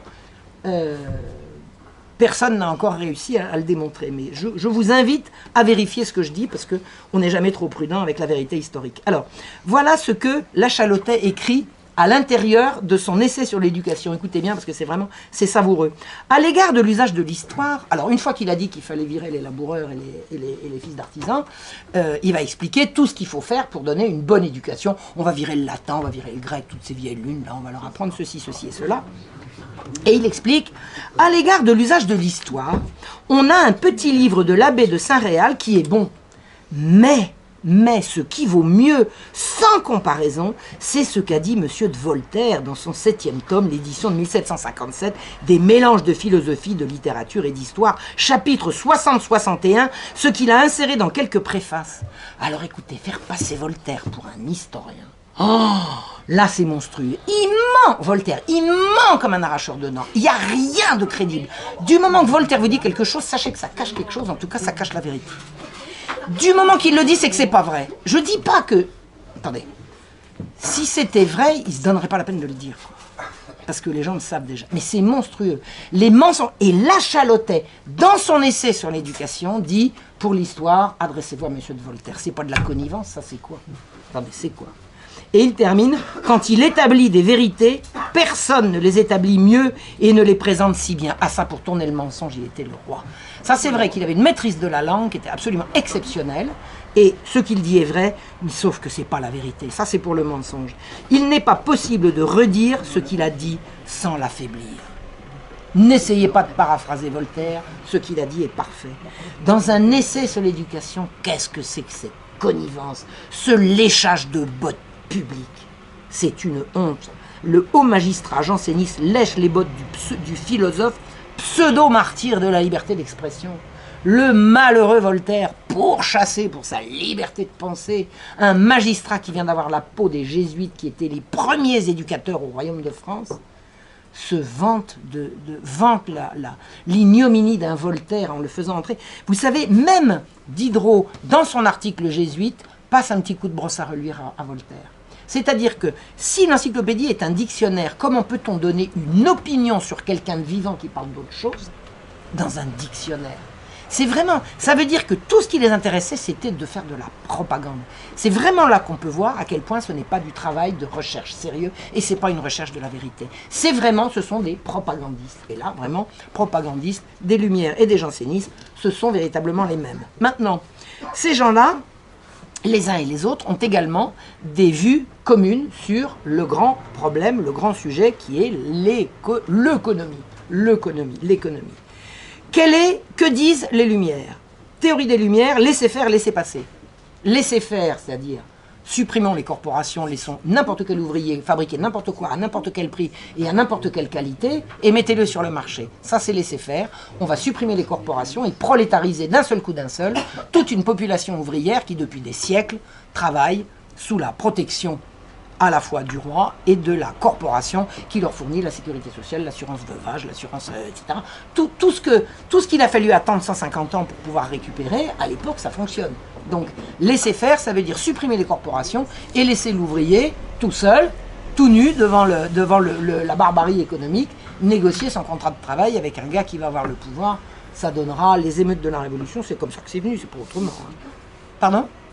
Enfin, excusez-moi. Bon, donc, Quesnay, c'est laisser passer, c'est-à-dire comment peut-on interdire au blé de sortir de là où il a été pour Quesnay, l'interdiction de libre circulation des grains, c'est une monstruosité, et c'est pas que Quesnay, c'est toute l'encyclopédie va reprendre, Voltaire y compris, le blé, on interdit au blé de circuler, mais le blé ne circule pas tout seul, pour que le blé circule, il faut qu'il y ait des marchands qui l'achètent et qui le revendent. Or, dans le système tel que régi par les rois à travers les siècles et les siècles et les siècles, le blé circulera quand la population qui l'a produit et qui habite à côté se sera d'abord servie. C'est-à-dire qu'on protège le consommateur contre le marchand. À partir du libéralisme, à partir de Turgot, à partir de Quesnay, on va protéger le marchand contre ce salaud de consommateur qui veut se servir le premier, alors que le marchand a droit à un légitime profit. Qu'est-ce que c'est que le légitime profit du marchand? C'est de passer chez le producteur, de tout rafler au bas prix, de resserrer chez lui et d'aller vendre là où ce sera le plus cher pendant que la population hurle qu'elle a faim, ça sera la guerre des farines. Et la Révolution française, ne cherchez pas, la Révolution française a deux causes, le prix du pain et la suppression des protections ouvrières. C'est ça et c'est pas autre chose. Et après on va nous la jouer, enfin bon, vous connaissez la suite. Qu'écrit la Chalotais, toujours mieux, le 20 août 1764. Enfin, grâce à sa majesté et au ministre qui régit ses finances, le système des prohibitions paraît abandonné sans retour. Système fatal qui défendait au sujet d'un même souverain de se prêter de mutuels secours, ce qui interdisait entre la France et les autres nations cette communication dans les échanges du superflu avec le nécessaire. Il veut faire croire que l'interdiction de faire sortir les blés avant que le peuple se soit servi, ça consistait à interdire aux régions où le blé manquait de pouvoir bénéficier du blé où il était abondant. Abondant, ça n'a jamais été le cas. Une fois que la population s'était servie, les marchands pouvaient effectivement, et avec bien évidemment sous la surveillance et avec l'aide des autorités, faire passer le blé là où il manquait. Ces gens qui mentent comme ils respirent font croire qu'on interdisait les échanges entre une province excédentaire et une province déficitaire. C'est absolument faux. Donc ce qu'il dit, enfin, écoutez bien, les permissions particulières, cette ressource inutile qui enrichissait quelques particuliers aux dépens de la nation, ne décourageront plus le cultivateur. Le cultivateur mourrait parce qu'on avait besoin de permissions particulières pour faire sortir le blé. Mais ce n'est pas le cultivateur qui mourrait, c'est le spéculateur qui avait investi et qui voulait du bénéfice plus gros. Ça c'est sûr, ça c'est sûr. Le capitalisme, c'est là que ça se joue. Le capitalisme sauvage qui nous tue, qui dirige le monde, c'est là que ça s'est joué. C'est là que ça s'est fait. Nous ne craindrons plus les disettes, ni, écoutez bien, ce qui était presque aussi redoutable, la trop grande abondance des récoltes. À votre avis, qui est-ce qui souffre de la trop grande abondance des récoltes? Ce ne serait pas plutôt celui qui a investi puis qui voudrait... Hein? Ben, évidemment.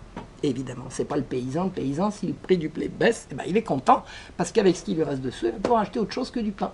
Alors qu'avec le prix, la montée monstrueuse du prix du pain depuis le début du siècle jusqu'à la Révolution, les gens sont de plus en plus misérables. J'ai suivi une courbe très intéressante, j'ai suivi la courbe des abandons d'enfants. Ça suit le prix du pain. Vous avez le prix du pain et vous avez la courbe des abandons d'enfants. Parallèle, c'est un delta.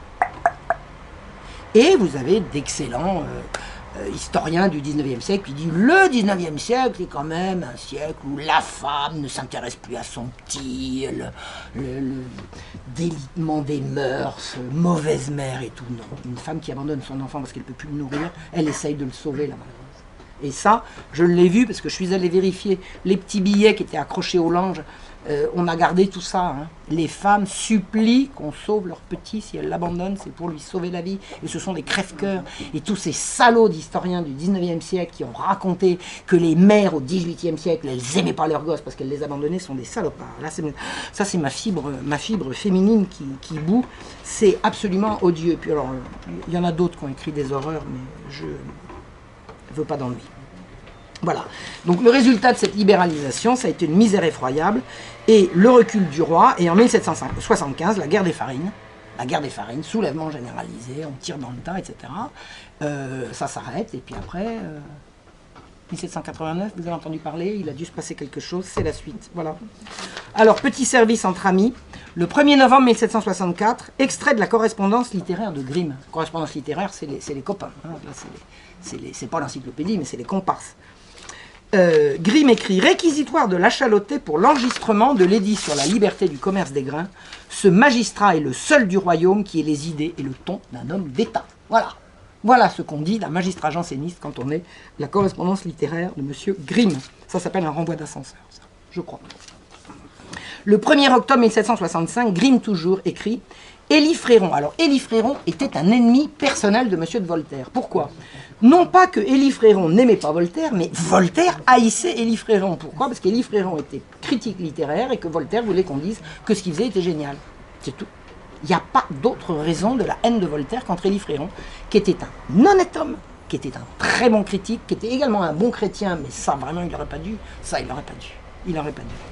Écoutez ce qu'écrit Grimm.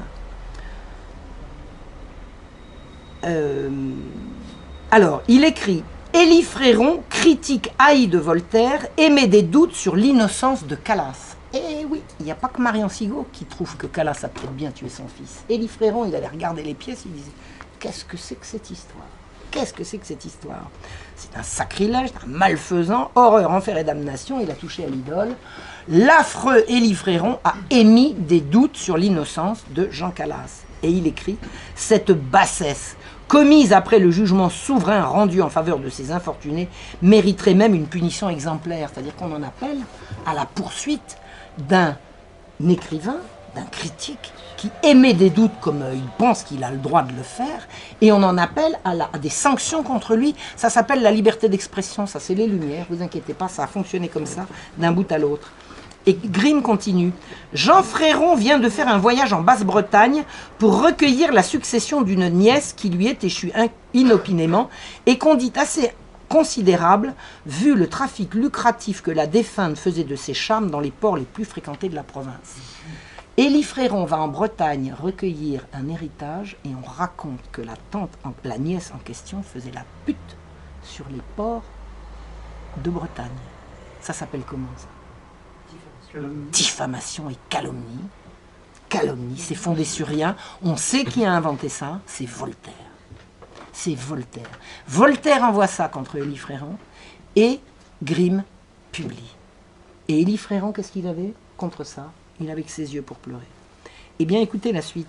En passant par Rennes, Jean Fréron a cru pouvoir disserter sur les affaires du Parlement de Bretagne, comme sur le procès du malheureux Calas. Alors, il est journaliste. Il se permet, passant par Rennes, d'écrire un papier sur les affaires de Bretagne. Monsieur de la Chalotais, procureur général du roi, instruit de ses propos, l'a fait venir chez lui. « Comment vous appelez-vous »« Monseigneur, je suis Fréron. Je ne connais pas Fréron, mais on m'a rendu compte de vos propos et je vous conseille de quitter Rennes sur 24 heures si vous ne voulez pas qu'on en fasse justice. » Merci qui? Merci qui? La Chalotais, les Lumières, on veut se débarrasser de Fréron. Voltaire ne peut et Grimm ne peuvent que le diffamer. Eh bien, monsieur de la Chalotais, qui est procureur général, va se charger de le faire chasser. Élie Fréron était tête de turc des uns et des autres. Voilà. Donc, les jansénistes ont fini par gagner. La constitution civile du clergé, c'est eux. L'expropriation des biens de l'Église, c'est eux. Et la victoire des Lumières, le libéralisme économique, le renversement du dernier rempart protecteur des peuples, à savoir le roi, c'est eux qui l'ont fait tomber. Voilà. Donc, amis ou ennemis? Voilà.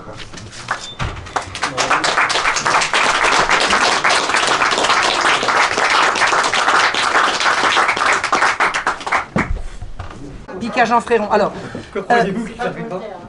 alors, c'est pas du Voltaire. Alors, déjà, c'est pas du Voltaire, c'est un pastiche. C'est un pastiche, c'est-à-dire que Voltaire l'a piqué à quelqu'un. Pour la rime, il a dit Jean Fréron alors qu'il s'appelait Élie. Alors, ce qui veut dire que, voilà, quand on est un bon poète, je crois qu'on peut faire rentrer le nombre de pieds qu'il faut avec, sans être obligé, bref. Et Élie Fréron était très, très subtil. Quand Voltaire a publié ça, il l'a repris. Il a publié la version originale et il s'est permis de faire une petite critique en disant là, moi j'aurais mis ça comme ça, etc. Et il a fait rigoler tout le monde. Voilà. Mais Voltaire a eu la peau d'Élie Fréron. Hein. Élie Fréron en est mort. Il en est mort. Un jour il a dit je peux plus. C'est 30 ans il s'est battu contre les Lumières. 30 ans il s'est battu contre l'encyclopédie et tous ces salauds. Et il n'est pas le seul, je veux dire, vous aviez La Baumelle, par exemple, il en est mort aussi. Vous avez des gens qui ont été tellement harcelés par leur vilenie, par leur méchance, ils battaient des libelles partout. Il y en a vraiment plusieurs qui en sont morts, et notamment Élie Fréron, qui était un homme d'une grande qualité, à la fois professionnelle et humaine. Un jour, il a eu une attaque, je peux plus, là je peux plus. Je peux plus. On lui avait plusieurs fois interdit son journal, on l'a fait mettre à la Bastille, on l'a ruiné, enfin, c'était affreux. Et Élie Fréron avait une chose qui était absolument impardonnable, c'est que son journal se vendait beaucoup, parce qu'il était de grande qualité. Donc ça, c'était impardonnable. Voilà. Donc, vous avez vu la connivence entre la Chalotais, c'est invraisemblable. Quel était le nom du journal, s'il vous plaît? C'était les Nouvelles Littéraires. Est-ce que c'était... Il y en a un, c'était les Nouvelles Littéraires. L'Année littéraire. Fréron, c'était l'Année littéraire. Et que Voltaire appelait l'âne littéraire, bien évidemment. Il ne fallait jamais louper. Quel était le lien entre les protestants et les jansénistes? Pas de lien. Pas de lien. C'est pourtant très proche. Alors c'est très proche, mais le lien doit être recherché. Non, pas de lien à ma connaissance. De toute façon, les jansénistes, les protestants avaient adopté profil bas. C'est-à-dire ceux qui étaient restés, qui n'avaient pas fui au moment de la révocation de l'édit de Nantes, adoptaient profil bas. Mais Voltaire a fait beaucoup pour eux, pour le coup. Alors là, c'est pas les jansénistes. Les jansénistes ont essayé de tyranniser les protestants. Quand le cardinal de Noailles, au début de la Régence, est arrivé au Conseil de conscience, c'est-à-dire au ministère, il est devenu une sorte de ministre des cultes, il est allé voir le régent en disant « Mais enfin, il paraît, il y a encore des protestants ici, il faudrait recommencer les persécutions. » Et le régent lui a dit « Dites donc, vous réclamez la fin des persécutions contre vous les lancez contre les autres, sous mon gouvernement, ça ne se fera pas. » Il l'a envoyé dans les corps. Il était prêt à relancer des poursuites contre les protestants. Celui qui a le plus fait pour les protestants, c'est Voltaire avec l'affaire Calas. Il a réussi à faire réhabiliter un gars qui vraisemblablement avait tué son fils, pas par malignité, mais dans un coup de colère, parce que l'autre lui avait volé, et il tapait dans la caisse, il fichait rien, et voilà, c'est un drame familial. Et Voltaire a tant et si bien fait dans l'affaire Calas qu'il a fait passer les catholiques pour d'affreux fanatiques, odieux, obscurantistes, et les protestants pour les malheureuses victimes. Ils ont fait une belle carrière. Necker est arrivé comme ministre pas longtemps après. Oui. Il y a quelque chose de commun entre les jansénistes et les protestants, c'est la prédestination. Oui, c'est la théorie de la grâce. La théorie de la grâce, ils ont ça en commun. Mais ils ont ce qui les sépare, qui est très clair, c'est que les protestants sont schismatiques, alors que les jansénistes veulent régenter l'Église et y rester. Ce n'est pas possible parce qu'avec le jansénisme, c'est la raison sans la révélation. Ça s'arrête là. Je comprends pas. On peut la raison oui. sans la foi. Autrement dit, la révélation, c'est quand même de croire tout ce que notre Seigneur, qui est la vérité, la voie. Oui, mais c'est pas là-dessus que se jouait. C'est pas là-dessus que se jouait c'est pas là-dessus que se jouait la différence entre les uns et les autres. Pour les protestants, on n'obéit plus au pape, et pour les jansénistes, on continue d'obéir au pape. Alors on lui désobéit tout le temps, on le harcèle, ils ont traité le pape comme vraiment au-dessous de tout, mais toujours en protestant que c'est par fidélité, comme ils ont fait la même chose avec le roi. C'est par fidélité qu'on vous empoisonne la vie. Durant tout le jansénisme. Ah non. Les papes, les pauvres ont tous fait. C'est la grande distinction entre le fait et le droit. Oui, alors le fait et le droit, c'est-à-dire que voilà, quand le pape disait ce que vous avez écrit là et là, c'est faux, ils disent mais non, c'est pas ça qu'on a écrit, vous n'avez pas compris. C'est-à-dire qu'on fait la différence entre le fait et le droit. Là, vous avez raison, bien. Ah, mais bien sûr, là vous avez raison, mais c'est pas ça qu'on a dit. C'est pas ça qu'on a dit. Et ils faisaient la différence entre le fait et le droit. Ce sont des emmerdeurs. Mais épouvantables. Et quand Louis XIV a dit, maintenant c'est comme ça, il les a mis en prison, dès qu'il est mort, Louis XIV n'était pas mort depuis 12 heures, ils étaient déjà sortis. Louis XIV, dans ses mémoires, en évoquant l'affaire janséniste, entre autres disant que ce n'était pas des questions relevant du salut, oui. montre deux choses. La ruine de l'autorité politique et une situation quasi-schismatique. Il faut savoir qu'il y a eu des évêques en France qui faisaient ordonner leurs sujets par des évêques schismatiques, eux, de l'église d'Utrecht. était l'Église janséniste. Donc vous avez eu des ordinations à Nevers et dans d'autres endroits, faites par des évêques non reconnus par Rome, mais couverts par l'autorité de l'évêque local. Et est-ce que vous n'abordez pas la question de Zwingli en Suisse, qui a été un Du tout. Du tout, non. Mais il y a pourtant une relation... Ah non, je ne dis pas, je dis simplement que je ne connais pas. De l'autre. Je ne dis pas le contraire, je dis simplement que je ne le connais pas. Donc je ne l'ai pas étudié, donc j'en parle pas, tout simplement. Je n'ai absolument rien contre votre objection, je ne l'ai simplement pas étudié, voilà. Non, c'est pas une objection, c'est Non, je veux dire, même ça a dépassé les frontières. Mais complètement, mais attendez, le jansénisme a eu de l'influence à travers toute l'Europe. Oui, en Italie, par exemple, on le trouve à la base du mouvement révolutionnaire et l'unité italienne. Ah bah voilà. Oui, la plupart des gens qui étaient au concile de Pistoia, on va les retrouver dans les Carbonari. Donc il y a des liens entre la maçonnerie italienne et le jansénisme italien, le prince de Toscane. C'est ce qu'il faut voir, qu'il y a des réseaux entre autres de contrebande pour l'édition, et c'était la Hollande. C'est la Hollande. Les livres interdits sont édités à Amsterdam. Comme la drogue. Oui. Plus fort. Est-ce que le dévot Tartuffe était janséniste? Alors non, il non. est... Alors, c'est... Je peux répondre. Oui, allez-y. Pas exactement. Tartuffe n'est pas une pièce antichrétienne. Du tout. Ça, c'est l'opinion qui a été fourrée dans le crâne par l'école laïque et obligatoire.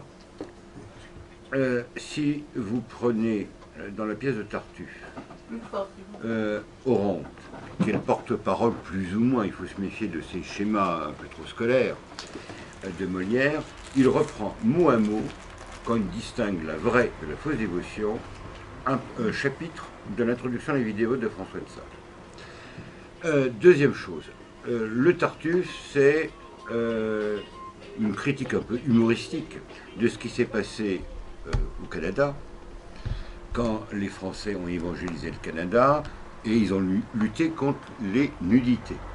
Ah non, mais c'est surtout la Compagnie du Saint-Sacrement. La Compagnie du Saint-Sacrement. Mais Monsieur de Laval et les missionnaires luttaient contre les nudités. Et ça faisait rire les esprits libres de l'époque. Voilà. Non, mais le Tartuffe, c'est quand même très exactement la Compagnie du Saint-Sacrement, qui est une compagnie de dévots qui a créé, inventé et rédigé les statuts de l'hôpital général. Ce sont eux qui ont voulu qu'on fasse ce qu'on appelait le renfermement des pauvres, dans lesquels ils ont mis la main sur les œuvres du bon monsieur Vincent. Saint Vincent de Paul il a été mis au courant de ce qui se passait à l'hôpital général. Il n'a pas voulu donner son œuvre. Il a dit, moi vivant, on n'aura pas mes enfants. Le lendemain de sa mort, l'hôpital général a mis la main dessus. Et c'est parce que les dévots de la Compagnie de Saint-Sacrement étaient ces dévots hystériques, fanatiques, vraiment de odieux, que Mazarin les a fait. C'était pas uniquement parce qu'ils étaient odieux, c'est parce qu'ils étaient un véritable État dans l'État.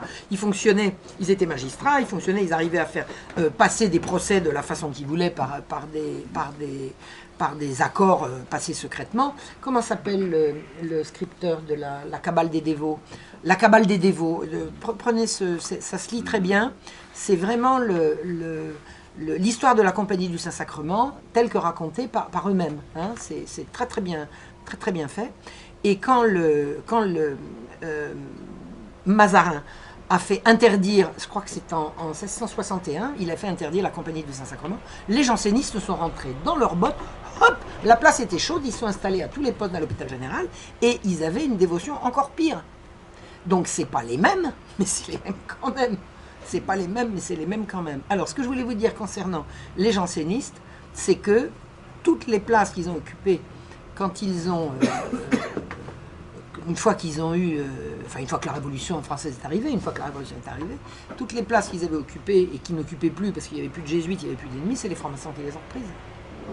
Les francs-maçons ont chaussé les bottes des jansénistes comme les jansénistes avaient chaussé les bottes de la Compagnie du Saint-Sacrement. Voilà. Et les francs-maçons les ont encore. Toutes les institutions de secours et d'aide aux enfants, aux miséreux, à tout ce que vous voulez, tout ça c'est tenu par les mêmes. C'est toujours tenu. Deux questions. Sur le plan théorique, le seul point commun que je verrais entre les Lumières et les jansénistes, outre la haine de Rome, ça serait notamment la négation du libre arbitre, puisqu'apparemment pas mal de gens des Lumières aussi le niaient. Mais est-ce qu'on peut voir un lien de près ou de loin avec leur alliance? Je ne vois pas quel lien on peut faire avec leur alliance. Une autre question. Je ne vois pas non plus, je ne sais pas comment répondre à ça, excusez-moi. Une autre question. Est-ce que vous avez lu un petit peu Rousseau, notamment à propos des calomnies faites par Diderot et par Voltaire, notamment les confessions de Rousseau? J'ai beaucoup de mal à lire Rousseau, je trouve rien de plus rasoir que Rousseau. Il faudrait que je m'inflige Rousseau, j'y arrive pas. Je me dis, hein, dans une autre vie, je dirais Rousseau. Rousseau fait état de calomnies de Voltaire et de Diderot. Ah mais c'est juste, c'est absolument juste. Hein, c'est absolument vrai. Il aurait accusé de faire du proxénétisme sur ses élèves. Alors, la note, attendez, excusez-moi, du moment que la source est Voltaire, laissez tomber, il en faut une autre. Ce que je veux dire, c'est que les notes de bas de page dans les éditions des confessions disent « Ah, il s'agit des délires de persécution de Rousseau ». Sauf que, est-ce que vous avez lu Le Neveu de Rameau? Oui. Parce que moi, je me suis demandé, ayant lu à très peu d'intervalle d'écart Le Neveu de Rameau de Diderot et les confessions de Rousseau, si Le Neveu de Rameau n'était pas des sous-entendus sur Rousseau. Puisque Rousseau enseignait à partir des cours de Rameau. Il enseignait la musique, notamment, sans la connaître, ce qui est un petit peu ce qui est décrit dans le Neveu de Rameau. Attendez, il a écrit des très jolies choses en musique. Oui. Hein. Il a fait de la vraie musique. Le devin du village. Le devin du village, c'est de la vraie musique, c'est Rousseau qui l'a écrite. Hein. C'est encore de la calomnie, ça. Et un système de notation. À mon avis, non. Quoi donc? Pas tout seul. C'est pas lui qui... Rameau a deviné l'escroquerie de Rousseau. Ah bah, alors moi je rentre pas là-dedans. Ils sont tellement menteurs. Attendez, ils sont tellement menteurs. Moi je vais pas rentrer. Je vais pas rentrer. Rameau, c'est Rousseau qui a tout. Par ailleurs, touchant le Neveu de Rameau, ça a été publié après le décès de Diderot. Ça a été publié d'ailleurs par, je crois, par Goethe. Bien après le décès de Diderot, de même que les confessions de Rousseau sont posthumes. Les confessions de Rousseau n'ont pas été publiées de son vivant. Et alors c'est quoi, ça serait quoi l'allusion alors? Rousseau se plaint de calomnie, je ne sais pas quand elles ont eu lieu, ni quand il aurait pensé qu'elles aient eu lieu, de calomnie de la part de Diderot et de Voltaire, comme quoi il faisait du proxénétisme sur ses élèves, et il y a des questions de proxénétisme dans le Neveu de Rameau. Même si ce n'est pas forcément en lien avec les cours particuliers que donne Rameau en musique, comme Diderot en a fait en musique, et Diderot les a fait en s'inspirant des cours de Rameau. Donc, c'est un moment à clé, ça a été publié après le décès de Diderot, en tout cas. Alors là, je suis incapable de m'intéresser. Alors, c'est simplement parce que j'ai pas le temps aussi. Hein. À partir du moment où je commence à me spécialiser dans quelque chose, je veux aller au bout. Aborder l'aspect littéraire du siècle des Lumières, j'aurais pas assez d'une deuxième vie, quoi. Vous voyez ce que je veux dire? C'est trop énorme. Ce que je sais, c'est que j'ai essayé de lire Rousseau, je trouve ça tellement rasoir que j'y arrive pas. Je m'ai surprise, à je sais pas combien de fois, je l'avais sur ma table de nuit, j'ai dit, il faut absolument que je lise le contrat social. Alors j'ai lu ça quand j'étais jeune, puis là je me dis, il faut que j'y retourne. Mais c'était un pinsomme, vous pouvez pas vous imaginer. C'était un pinsomme, j'arrive pas à lire Rousseau, ça me rase. Ces espèces de considérations abstraites sur un homme qui sort d'on sait pas où, qui a ni père ni mère, brusquement il naît libre et puis brusquement il est dans les fers. Enfin, voilà, j'aurais aimé pouvoir vous répondre, mais là je ne peux pas. Ce que je sais, c'est que, je ne sais pas le détail, mais je sais que Voltaire a réclamé des autorités genevoises qu'elles zigouillent Rousseau. Il a essayé de le mener à l'échafaud. Et il a menti. Voltaire ment tout le temps. Mentez, mes amis, mentez. Je vous le rendrai. Non, je vous le rendrai dans l'occasion. Non. Voltaire est un menteur. Toute information qui a Voltaire comme source n'est pas crédible. Ça peut éventuellement être vrai, mais ça sera le plus grand des hasards. Par exemple, je vais vous dire une chose. Qui a raconté que le régent couchait avec sa fille? Voltaire. Uniquement Voltaire. Arouet, en l'occurrence. Et c'est admis que le régent, bah oui, il était pas mal, il était sympa, mais il couchait avec sa fille. Non, calomnie. Et, oui. C'est le diable, Voltaire. Oui, bon, alors, on appelle ça comme ça. Moi, ce qui m'a fasciné, c'est qu'il a eu l'approbation du pape par l'intermédiaire du cardinal de Bernis sur une de ses œuvres. C'est hallucinant. Le pape, la femme, en quelque sorte, eh bien, Je sais pas, j'ai pas retrouvé. Il était prêt à toutes les bassesses. Il était prêt à toutes les bassesses pour avoir les honneurs auxquels il aspirait. Il a fait des ronds de jambes au pape, j'ai lu ses lettres, il a fait des ronds de jambes au pape. Il est allé pour entrer à l'académie. Il fallait être bon chrétien. Si vous saviez comment il a renié tous ses écrits pour pouvoir entrer à l'académie comme bon chrétien. Le diable. Et en fait, il en reste qu'un fauteuil. En tout cas, il est pervers, extrêmement pervers. Il est très très très pervers. Et je crois qu'il était un peu psychotique. Hein. Il avait un jour, il y a quelqu'un qui l'a dit, je crois que c'était son médecin Tronchin, il a dit, mais il est fou, quoi. Il est fou. Il est fou. Mais il avait une influence monstrueuse.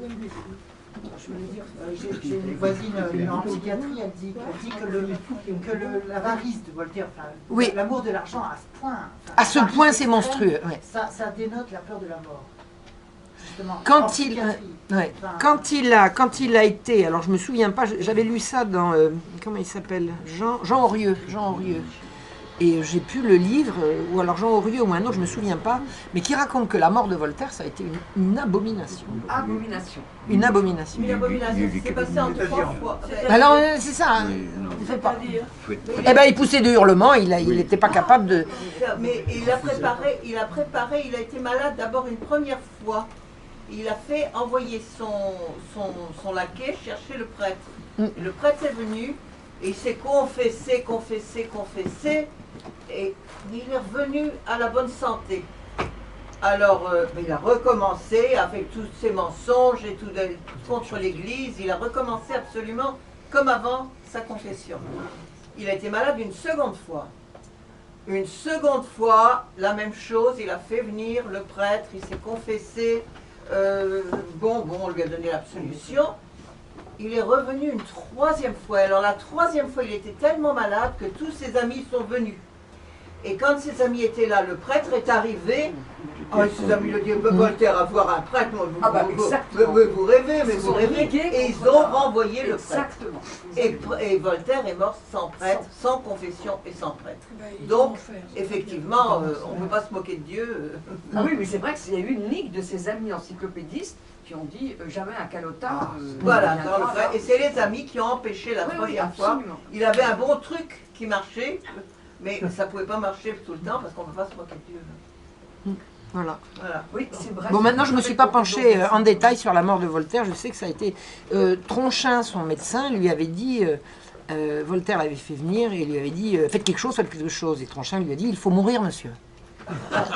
Attendez, au bout d'un moment, c'est bon, quoi. Il faut mourir. Non. Bah écoutez, je suis que le médecin, moi, je suis pas le bon Dieu, quoi. Ça va tout le monde. Oui, que disait le jansénisme sur la théologie de Calvin, puisqu'on avait qualifié le jansénisme de calvinisme rebouilli, exactement. Oui, c'est Richelieu qui avait dit ça. Ouais. Le calvinisme rebouilli. Je ne sais pas. Honnêtement, je ne sais pas. S'ils ont dit quelque chose, ils ont dû le dire au XVIIe siècle et je ne me suis pas penchée sur cet aspect-là. Hein. L'aspect du jansénisme que j'ai étudié, c'est vraiment le jansénisme politique et à partir, d'ailleurs, ce qui m'a fait démarrer ma recherche sur les jansénistes, c'est simplement que je m'intéressais à l'hôpital général, je m'intéressais aux enfants, d'Ancien Régime, je savais qu'ils allaient à l'hôpital général, je savais qu'en 1750, la police avait arrêté des enfants dans la rue, je voulais savoir où ils allaient. Et c'est comme ça que j'ai découvert le poteau rose. Et ces enfants faisaient l'objet d'un trafic absolument monstrueux. Mais justement, un trafic, dans quel but? Si vous arrivez à les retrouver, moi j'ai le nom. Non, mais je ne veux dire pas pour les retrouver. Quel genre Ils disparaissaient. Les enfants entraient à l'hôpital, mais ils disparaissaient. Ils ont disparu. Non, ils sortaient. Comment ils sortaient? Donc ils étaient vendus. Il y avait un trafic. Il y avait un trafic, bien sûr, c'était sous Louis XIV. La trafic pédophile. Eh bien c'est plus tard, mais c'est les mêmes. C'est les mêmes. Ils ont commencé, ils continuent. C'est les mêmes. Mais madame, vous avez encore beaucoup de travail aujourd'hui, puisqu'on a dit que tous ceux qui arrivaient avec des enfants de tous ces pays... mais c'est la suite. De l'autre côté, en Italie, on ne les retrouvait plus. Mais c'est la suite. Les catholiques, bien sûr. C'est la suite. C'est la suite. Partout où vous avez des concentrations d'enfants, vous avez des prédateurs qui mettent la main dessus. Et les prédateurs, en Paris en 1750, ils s'appelaient le Parlement de Paris. Oui, mais aujourd'hui, madame, ça c'est pas aujourd'hui, comme c'est pas de continuité, quand même. Mais bien sûr que si, ça s'est jamais arrêté. Monsieur, ça n'a jamais été dénoncé. Ça n'a jamais été dénoncé. Pourquoi voulez-vous que ce soit arrêté? Ça n'a jamais été dénoncé. Lorsque vous avez fait votre TEA là, sur le sujet, Ouais. sur l'hôpital général, est-ce que votre directeur de recherche savait où il allait ou est-ce qu'il a été surpris parce que vous avez trouvé? Un petit peu surpris quand même. Un petit peu surpris quand même. Et surtout, il m'a dit, vous ne touchez pas aux jansénistes et vous ne touchez pas aux lumières. J'ai dit, ça va être simple. Ça va être simple. Vous avez mentionné les Templiers aussi auparavant. Oui, oui. Alors les Templiers, ça peut pas... Moi qui fais la recherche, oui. Les institutions qui s'occupaient d'enfants en souffrance, pendant la période des Templiers, c'est les Templiers qui s'en chargeaient. Les Templiers. Dans certaines régions. Pour lesquelles le public Ah, bah moi je suis pas médiéviste. Alors, il y a des gens sur le coup, Parce que c'est très mystérieux. Bah, c'est très très mystérieux. Oui, enfin, beaucoup de choses sur les Templiers. c'est surtout extrêmement complexe et il y a plusieurs périodes. Oui, non, c'est plus compliqué que ça. C'est plus compliqué que ça. Mais il est de fait que dans une région comme Auxerre, par exemple, les institutions s'occupant d'enfants en souffrance pendant la période des Templiers, c'était les Templiers. C'est-à-dire Pendant la période des Templiers. À la période des Templiers, c'était les Templiers qui s'occupaient des enfants en souffrance. Alors des moines, soldats, célibataires, confinés dans les trucs, à qui on confie des gosses, moi vous je sais pas, mais... Pourquoi Philippe Lebel ne l'a jamais dit? L'actualité, est-ce que c'est pas un peu... Est-ce que vous faites pas une mauvaise jonction avec l'hystérie? Ah non, c'est vous. C'est vous qui faites une jonction, monsieur. Moi j'ai fait mon travail il y a 15 ans. Moi j'ai fait mon travail il y a 15 ans, je vous le donne aujourd'hui, mais j'ai commencé ces recherches en 2003. En 2002, j'ai commencé ces recherches-là, donc on est en 2016, ça fait 14 ans que j'ai commencé, donc ça n'a rien à voir avec l'hystérie actuelle. Moi, je vous donne le fruit de mes recherches, le bouquin. Parce que le plus grand prédateur, c'est les pilules, hein. Faut pas, Les trafics d'enfants, c'est une abomination à travers les siècles, C'est une abomination. Et c'est vrai que ça continue, mais ça s'est jamais arrêté. Pour que les trafics d'enfants s'arrêtent, il faudrait qu'à un moment donné, quelqu'un les dénonce. Quand a-t-on dénoncé les trafics d'enfants? Il y a 10 000 migrants. Il y a 10 000 migrants, enfants de migrants qui ont disparu. Les parents, vous avez des enfants aujourd'hui, ils sont portés disparus, ils passent bien quelque part. Vous avez une affiche, tu vois des gens... Mais bien sûr. On recherche un enfant disparu. Bien sûr qu'il y en a. vu à Paris-Salmousin. Ah non, mais... Ah, c'est pas parce que vous n'avez pas entendu parler qu'il n'y en a pas, monsieur, je vous assure. On voit ça dans les postes. Il y a Monsieur, quelques années, il y en avait beaucoup. il peut se passer énormément de disparitions d'enfants sans que vous soyez alerté vous-même. Si vous n'avez pas l'œil là-dessus, ça peut passer. C'était d'ailleurs ce qui se passait à l'époque. À l'époque, on ne s'est pas plaint de disparition d'enfants. Si, il y a eu les moments où les enfants ont été enlevés, c'était au mois de mai 1750. Mais moi, les milliers d'enfants que j'ai vus sortir de l'hôpital général, je les ai vus hurler en cherchant leurs enfants. On n'a pas retenu. On n'a pas retenu. Et il y a des enfants qui disparaissent tout le temps. C'est toujours les enfants des plus pauvres, des plus faibles, des plus vulnérables. Moi, j'ai vu dans les cas des enlèvements d'enfants en 1750, une malheureuse veuve, on est venu chez elle lui enlever son gosse. Chez elle, c'est 2 flics qui sont arrivés chez elle. Ils lui ont enlevé son enfant. Mais à l'époque de la Montespan, il y avait des meurtres d'enfants, mais c'était Oui. des nouveau-nés. Mais oui, mais ça n'empêche pas, monsieur. C'est pas parce qu'au moment de la Montespan, c'était des nouveau-nés que ce que je vous dis n'existe pas par ailleurs. Bien sûr. Non, mais les messes noires au temps de la Montespan, c'était un aspect dont le scandale a éclaté à ce moment-là, d'une seule et même chose, qui est le trafic d'enfants par des prédateurs, et en l'occurrence les prédateurs. Les Noirs n'ont pas disparu, puisqu'il y a bien le C'est évident. festival de l'enfer à côté de Nantes. Exactement. Est très aidé par l'argent du ministère de la Culture et aussi du Minière. Voilà, et ben voilà. Madame, vous auriez dit ça il y a 15 ans, vous auriez dit de vous taire et on aurait dit elle est dingue. Alors qu'aujourd'hui, ils ont mis le mot en anglais, alors ça passe, vous savez. On commence à mettre que des lettres, des choses comme ça, on ne sait plus de quoi on parle et ça passe. Il y a un autre point. Il y a des informations sur Internet sur le projet Michael Pras. Oui. Sérieusement. Alors, je ne me suis pas penchée là-dessus, j'en entends parler, je peux pas, là-dessus je peux pas répondre, vraiment. Moi je peux vous donner des réponses sur le plan rigoureusement historique des recherches que j'ai faites. Ce que je vous ai raconté sur les trafics d'enfants, le livre va ressortir bientôt, il s'appelle La Marche Rouge, il est prévu pour dans un mois ou un mois et demi, peut-être un peu moins, peut-être un peu plus, dans ces eaux-là. Donc ça c'est vraiment la chose que je peux garantir. J'ai eu mention très bien, voilà, alors je vous dis, ma prof elle s'y attendait pas, mais enfin, d'abord elle n'était pas toute seule dans le jury, et puis mais j'ai fait le travail, hein. Le travail était fourni. Il fallait pas dire du mal d'un janséniste, j'en ai pas dit, j'ai retiré ce qu'il fallait, mais elle m'a pas fait retirer ce qui était vrai, qui était nouveau, et que voilà. Donc ça, c'est ce travail-là, il va être publié avec tout ce qu'il faut, les notes de bas de page, la bibliographie, les références. J'ai 50 pages de références d'enfants qui ont disparu. 50 pages. Dans mon DEA, je dois avoir je sais pas, une trentaine de pages de texte et 50 pages de liste d'enfants avec le nom, le prénom, le nom de le père, le nom de la mère, la date d'entrée, la date de sortie, le donneur d'ordre d'entrée, le donneur d'ordre de sortie. J'ai fait des tableaux comme ça. J'en ai 50 pages. Et le titre, La Marche Rouge, alors c'était un... penser que... Bon, ça a peut-être à faire avec la Marche Blanche. La communiste, etc. Mais est-ce que non, vous l'avez appelé comme ça? Je l'ai appelé comme ça en hommage à la Marche Blanche de l'affaire Marc Dutroux. Ah, oui. Vous avez les parents qui sont sortis à Bruxelles en 1996 à propos des victimes de Dutroux, et ils sont sortis avec des petits drapeaux et des fleurs blanches. À Paris en 1750, ils sont sortis avec, les battes, les cailloux et les planches à clous, et ils ont massacré quelques envers d'enfants.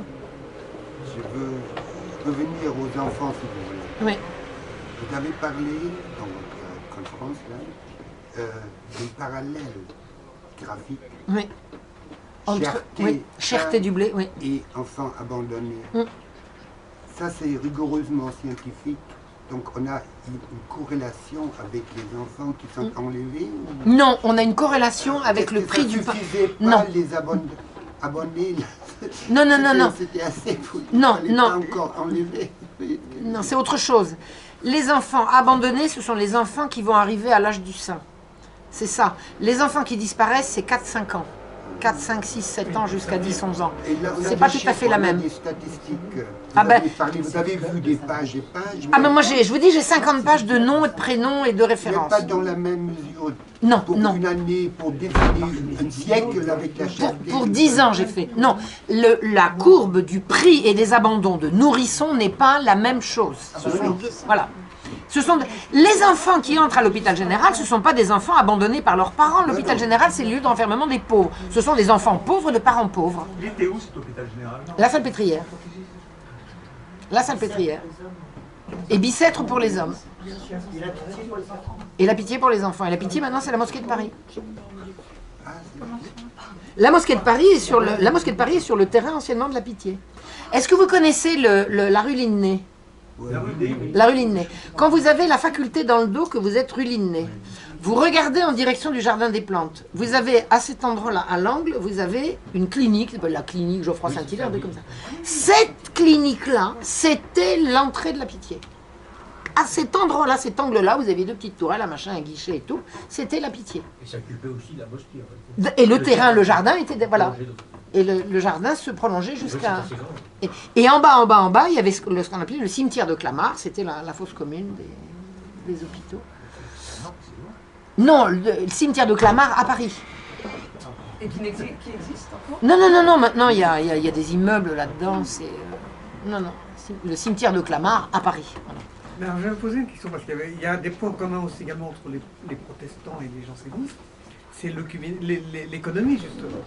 Ah bah ça c'est clair. Mais est-ce qu'il y avait des liens, justement, même au niveau de la Révolution française, quels étaient les liens avec les Juifs éventuellement? Je peux pas, là c'est pas mon sujet, là je peux pas. Là je peux pas. Là vraiment, là j'ai pas étudié, je sais pas. Question un peu générale, est-ce que vous connaissez un auteur, Victor Hugo par exemple, qui est un peu déboisé, un peu Voltaire, dans l'histoire? Qui est quoi? Qui est un peu dit ce que vous dites aujourd'hui sur Voltaire.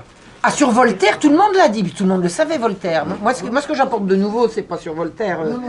On n'a jamais vraiment attaqué Voltaire, quoi. Ah si. Bien sûr que si. Ah si, ça n'a pas arrêté. J'ai pu arrêter. Madame tout à l'heure avec Xavier Martin, il a fait... Oh, Xavier Martin fait un travail admirable. Xavier Martin, vous avez compris. Avant, on n'avait jamais entendu.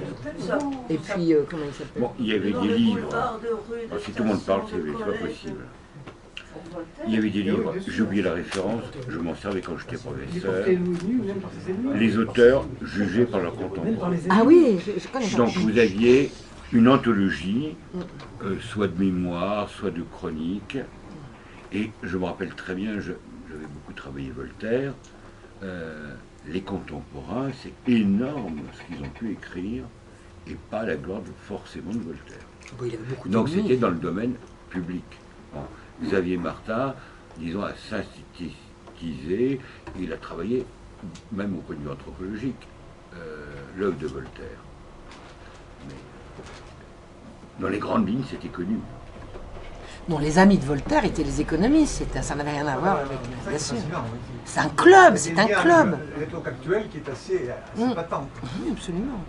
C'est ce qu'on donne aux enfants à étudier régulièrement, tous les ans. Mais absolument, mais attendez, moi j'ai été prof 1 mois dans ma vie, 1 mois, pas 2, 1 mois. Même pas 5 semaines, 4 semaines, pif, pif, paf, du lundi au vendredi, 4 semaines de suite. Un jour, il y a les enfants, ils se retrouvent, il y avait la grève du CPE, je sais pas trop quoi, là. Bon, il y avait la moitié des gosses, et puis vous faites pas grève madame, non. Je suis là, je bosse, qu'est-ce qu'on va faire? On pouvait pas faire classe, j'ai dit, bah tenez, on va faire un truc. C'est au programme, on va lire un extrait de Voltaire. J'ai sorti Le Nègre du Suriname. Hein, c'est extraordinaire. Les gosses me disent, mais madame, mais pourquoi on dit qu'il est bien Voltaire? J'ai dit, j'ai pas dit ça moi. Non mais tout le monde dit qu'il est bien, donc c'est affreux ce qu'il dit. Juste explication de texte. Qu'est-ce qu'il dit? Alors là, mais vous savez le truc, voilà, là, il y a ça, qu'est-ce qu'il dit là?